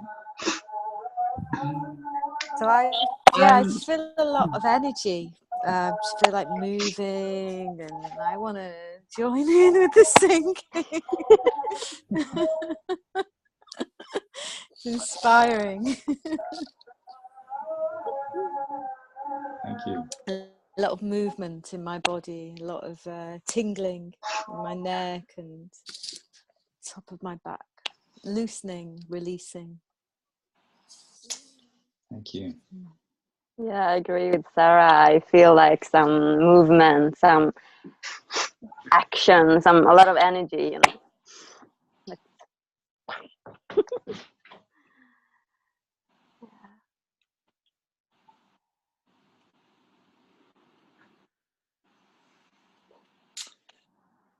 Okay, so I'll mute you all again.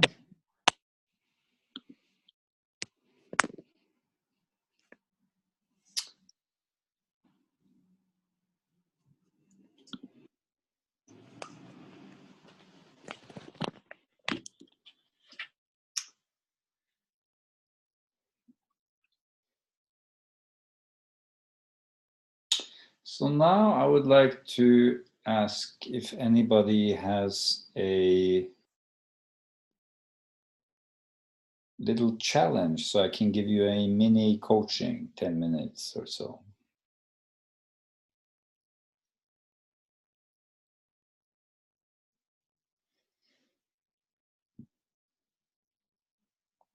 Or by now you don't have any more problems, maybe.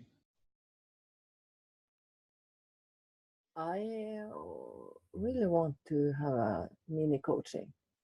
Okay. So, Hanna, Yes. your camera is a totally different place than where you're looking. Yeah, I You're think. looking at the screen, but your camera is a different place. Yeah, it's because of my challenge with the technology. So I have a external camera. Yeah, maybe I you can can hold it in front of me. If that's better. Yeah, I mean, you can do whatever works for you. It's okay. It doesn't matter so much. Yeah. I think holding it doesn't work so well because then it's moving all the time. It's a bit. Okay.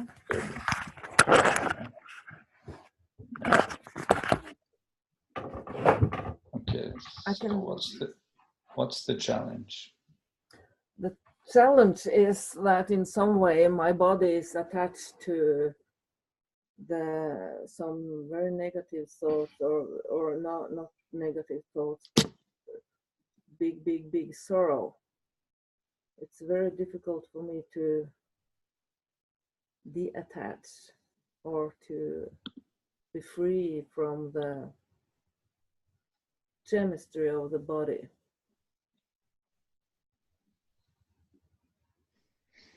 So you're feeling sad. Yeah. What are you sad about? The family situation. Yeah. Kids get away today. My daughter on 15, she wants to stay with her dad mostly. It's a bit hard to hear you. Okay. Do you have a headset? Sorry, don't have a headset because it's not good for my head. Okay. Now Yeah, it's I better. have some problems with headset and all that stuff. Okay, it's better now when you're closer to the camera. Yeah. Yeah, it's this challenge with the kids, and in some way I feel attached to it because now I should, yes. My pusher says that now I should be able to handle this situation after so many years, but it's still very tough, I think. So what is the difficulty? What is it you don't like? When I come in this with these feelings, it's so difficult to.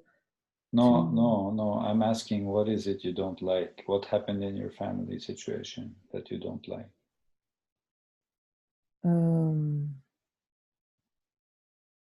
What makes me feel sad is that my family is split. Yeah. What do you mean split? How split? In which way split?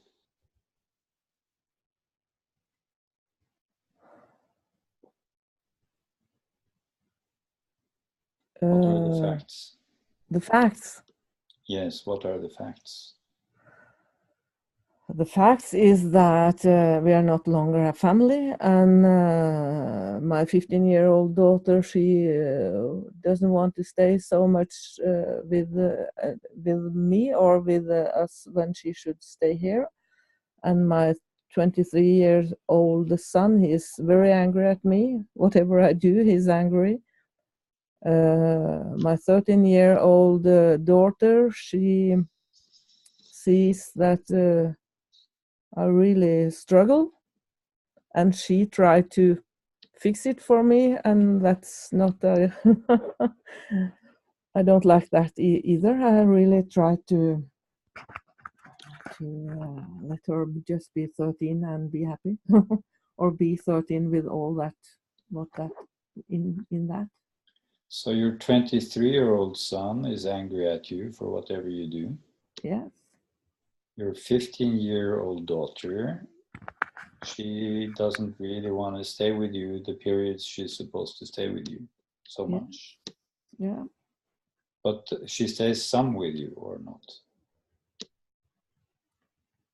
This week, I think she slept here one night and come and visit us a few times, an hour or 2 hours or something. Yes. And where is she when she's not with you then? With her dad. She goes to see her dad instead? Yeah. Is he living far away or? No. Just far? a few kilometers. Okay. So you miss her, is it? I feel miserable about the situation. Why is it so bad that she doesn't stay more with you? No, it's not. It's just the feeling that the whole family is just falling apart. I see her. I can see her needs for staying there, and it's more funny to stay there and all that stuff. So it's not. She's following her preferences. Yeah, I see that's good for her, but my inner critic or inner victim or what the fuck's happening feel miserable about this situation that I can't keep the family together or yeah. Okay. So it's inside me. So what I hear, Hanna, is you have a very strong preference to keep the family together. Yeah, that's very true. And attachment to this preference is making you miserable. Yeah, that's very true. So see that. Yeah. That's the source of your suffering. Yeah. Attachment to the preference of keeping your family together. Now, who benefits from this attachment? No one. So see that clearly now. Mhm. No one. No one benefits, not you, not your youngest daughter, not your second youngest daughter, not your son, and not your ex-husband, and not your friends. Nobody benefits. No. So see that. This preference is only making everybody more miserable. So see that. Attachment to this preference.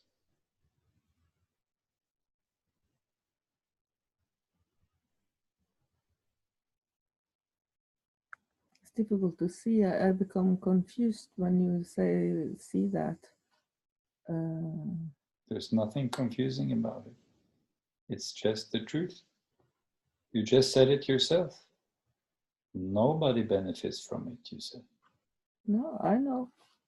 Well, you say, that's why stay with that insight. Stay with that knowing for a little bit. Let it be fully known. See the suffering you're creating for yourself with this attachment. Not only for yourself, for everybody.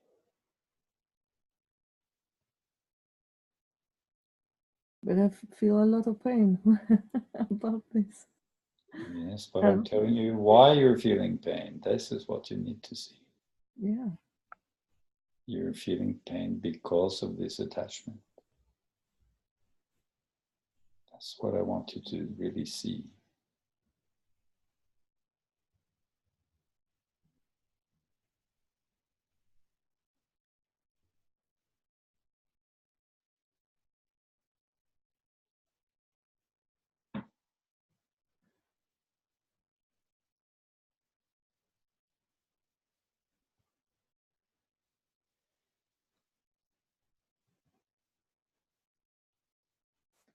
Um,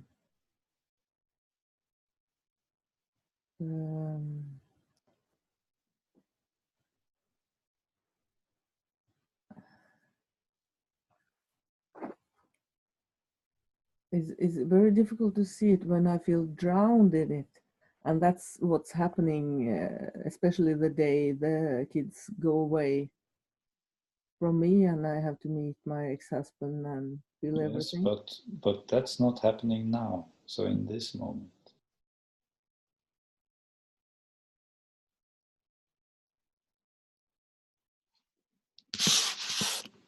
But I still feel very kept in the sorrow. And that's what's really triggers me, that the sorrow is so. Well, what I'm inviting you to see is where the sorrow comes from. Go deeper than the sorrow. And deeper than the sorrow is the attachment to keeping the family together. Or feeling left.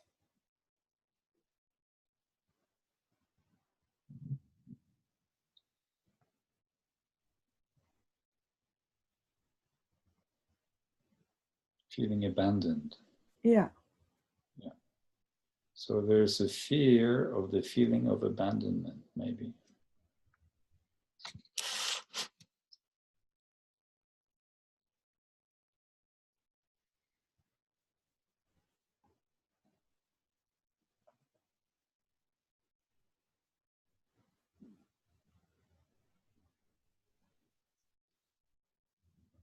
Yeah.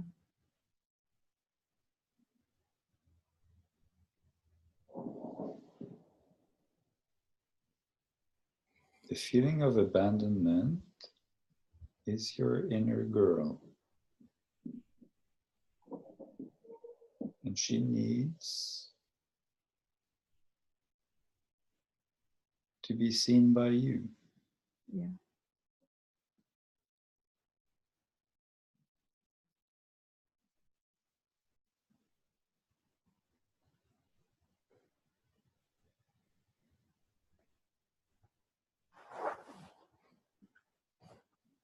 And that I know, but I don't know how to fix it. You're in not daily supposed life. See, you're not supposed to fix it. That's not the point. But to be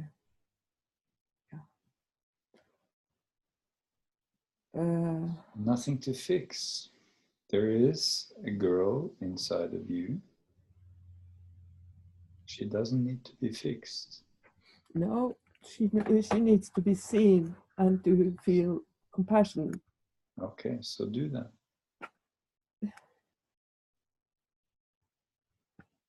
Be the mother of your inner girl. Now, in this moment.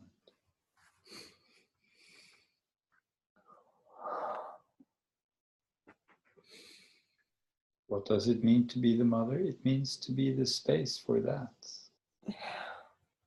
She's there. Let her be there. Let the feeling be there.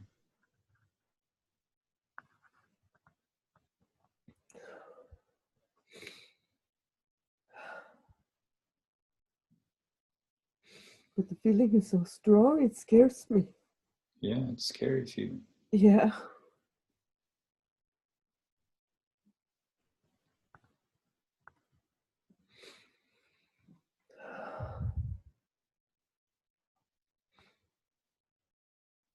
How are you now?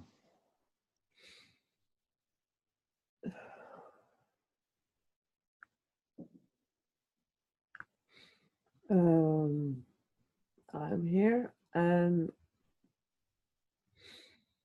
I feel a little bit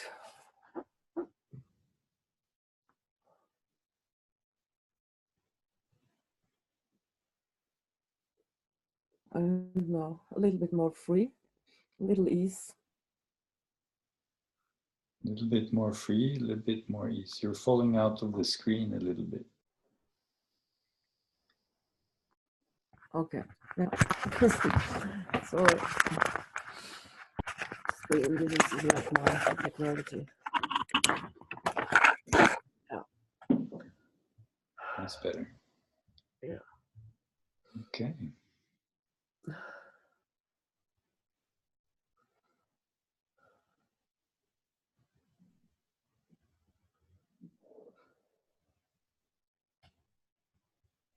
Yeah, that's I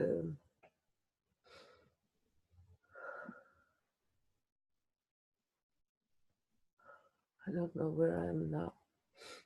And that's Well, check where you are. Check where you are.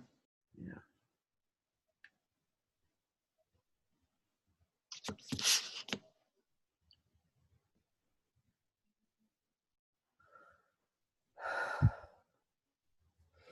A little bit lighter, not so much pain.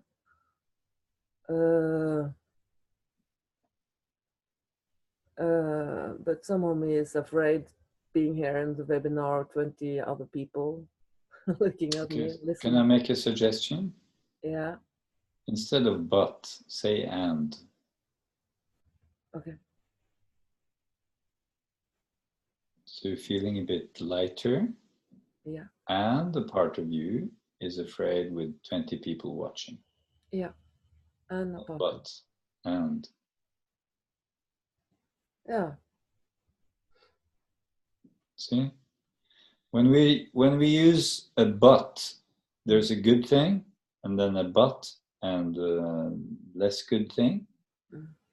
We are reinforcing preferences. Okay. When we use and, we have no preferences. There's something good, there's something challenging. That's it. We include everything. Yeah. But is a preference word. Yeah. Don't put your butt in anybody's face.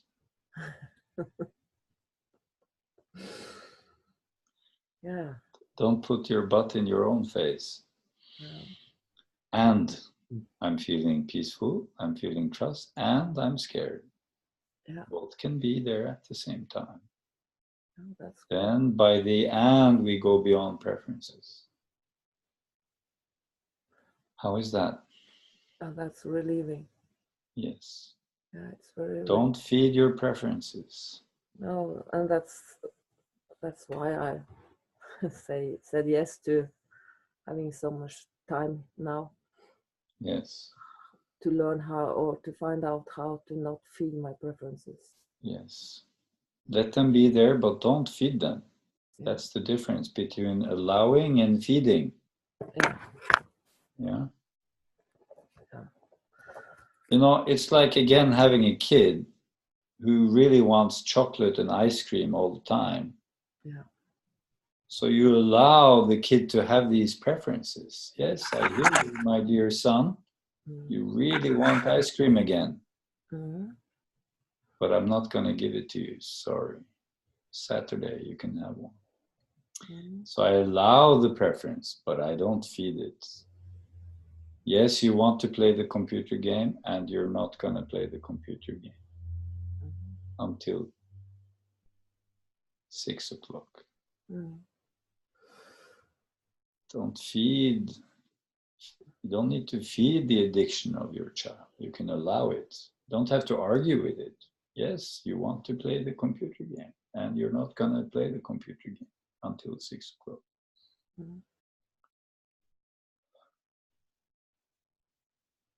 Anyway, how are you now? I feel much better. Yeah. Some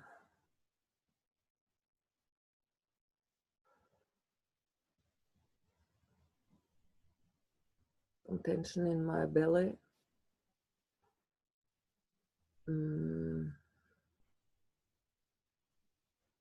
But some rootedness, a little bit more rootedness. And Yeah, did I say but? yes. Okay. And that was funny. So that made me a little lighter and some Yes. humor, laughing. Yes. That's good. Yes.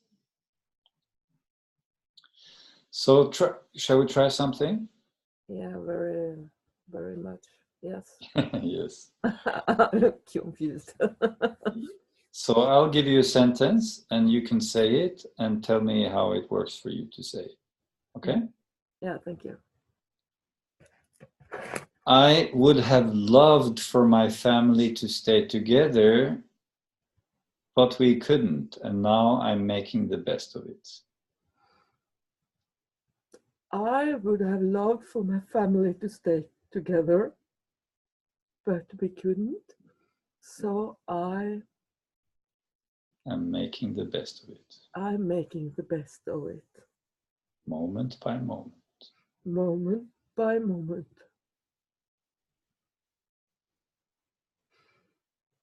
Say it one more time. I don't remember so many. I would have loved for my family to stay together. I would have loved for my family to stay together. But we couldn't.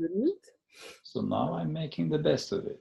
So now I'm making the best of it, moment by moment. That's all I can do. That's all I can do. That's enough. That's enough. How does that feel?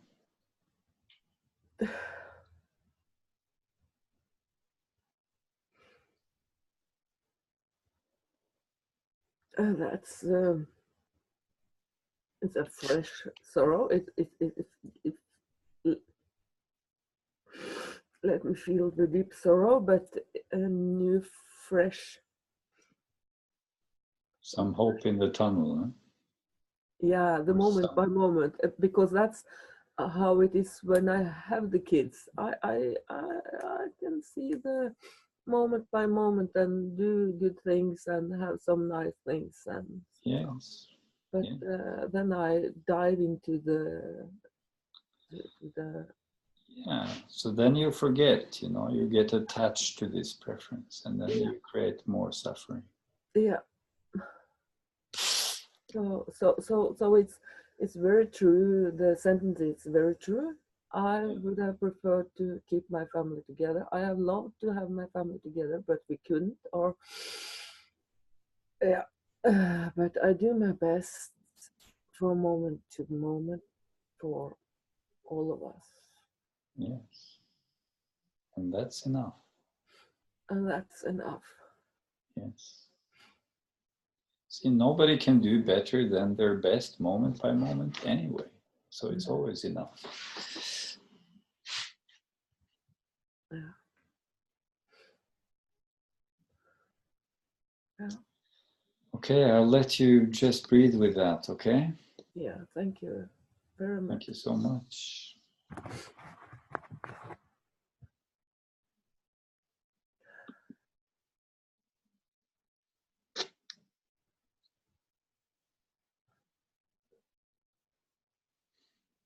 So we see this is also an example coaching about beyond preference. So what am I doing? I'm honoring the preferences, but we're creating space around it and honoring a deeper truth, which is our preferences have no power really.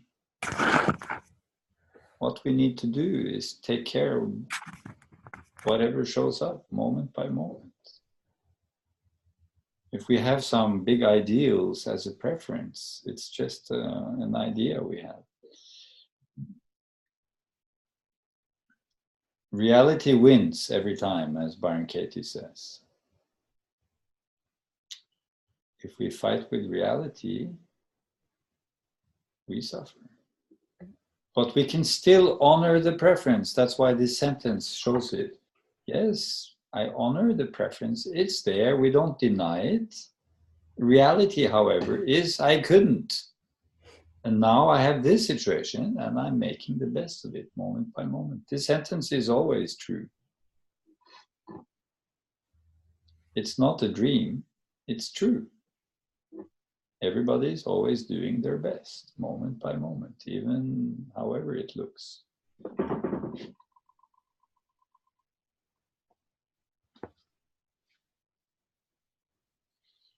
And it's very relaxing to realize that everybody's always doing their best moment by moment.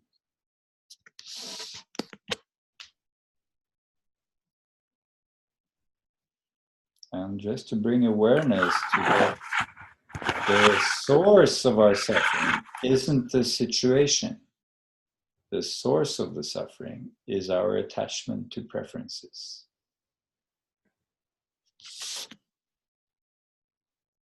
See, that's the root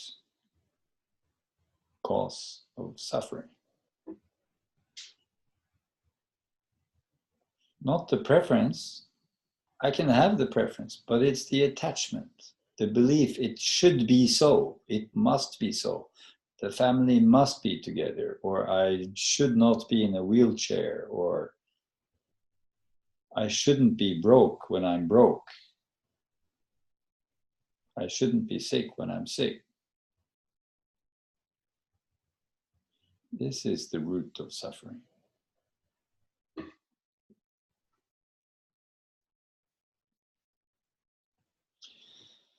Okay, that was a beautiful gathering, I feel. I'm feeling inspired to see all of you. Can I hear from maybe 2 or 3 of you how it was to meet today? Just a couple of sentences from 2 or 3 people as an ending.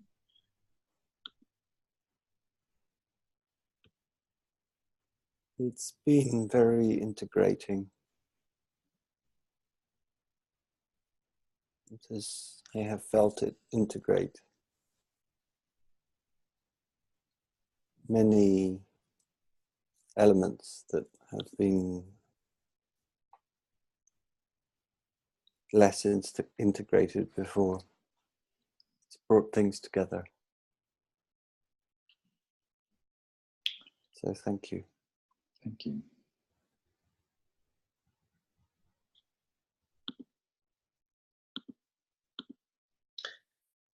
I really felt when Hanne was having this coaching session that, as I know of Hanne struggling with this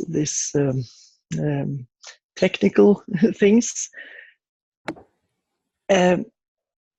and it was really the and. She's having difficulties with this, and it's also the source to get connected with us and to get this coaching session. So it's both a negative thing and a positive thing at once, like everything. Thank you. Thank you.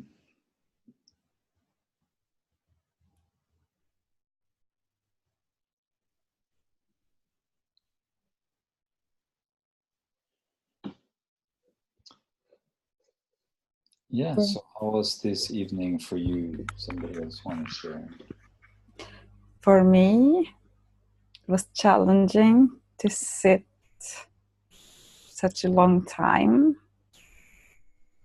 It was challenging at this moment in life. On the other hand, it was also very inspiring, and I got many ideas for things in my daily life. So it was a very mixed experience.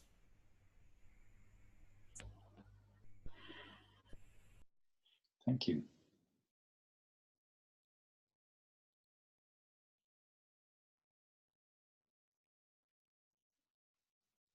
Okay, maybe a last comment before we end. Somebody?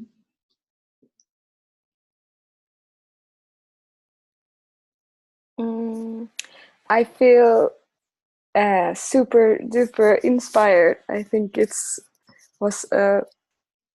so fascinating and cool, and yeah, I feel yes. I'm really excited. Yeah. So thank you.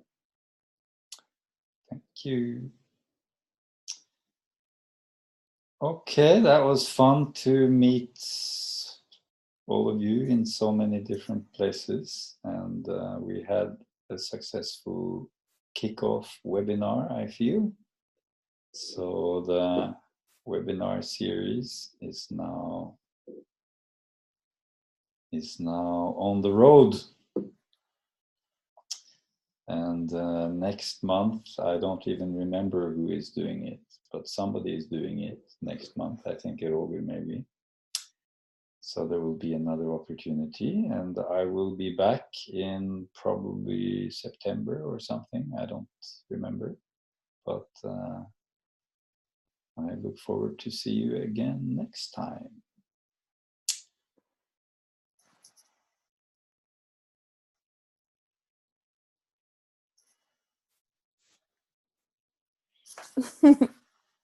Have a beautiful evening.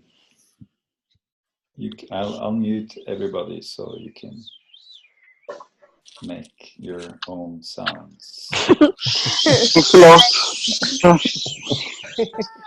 Wow. Bye. Everybody. Bye.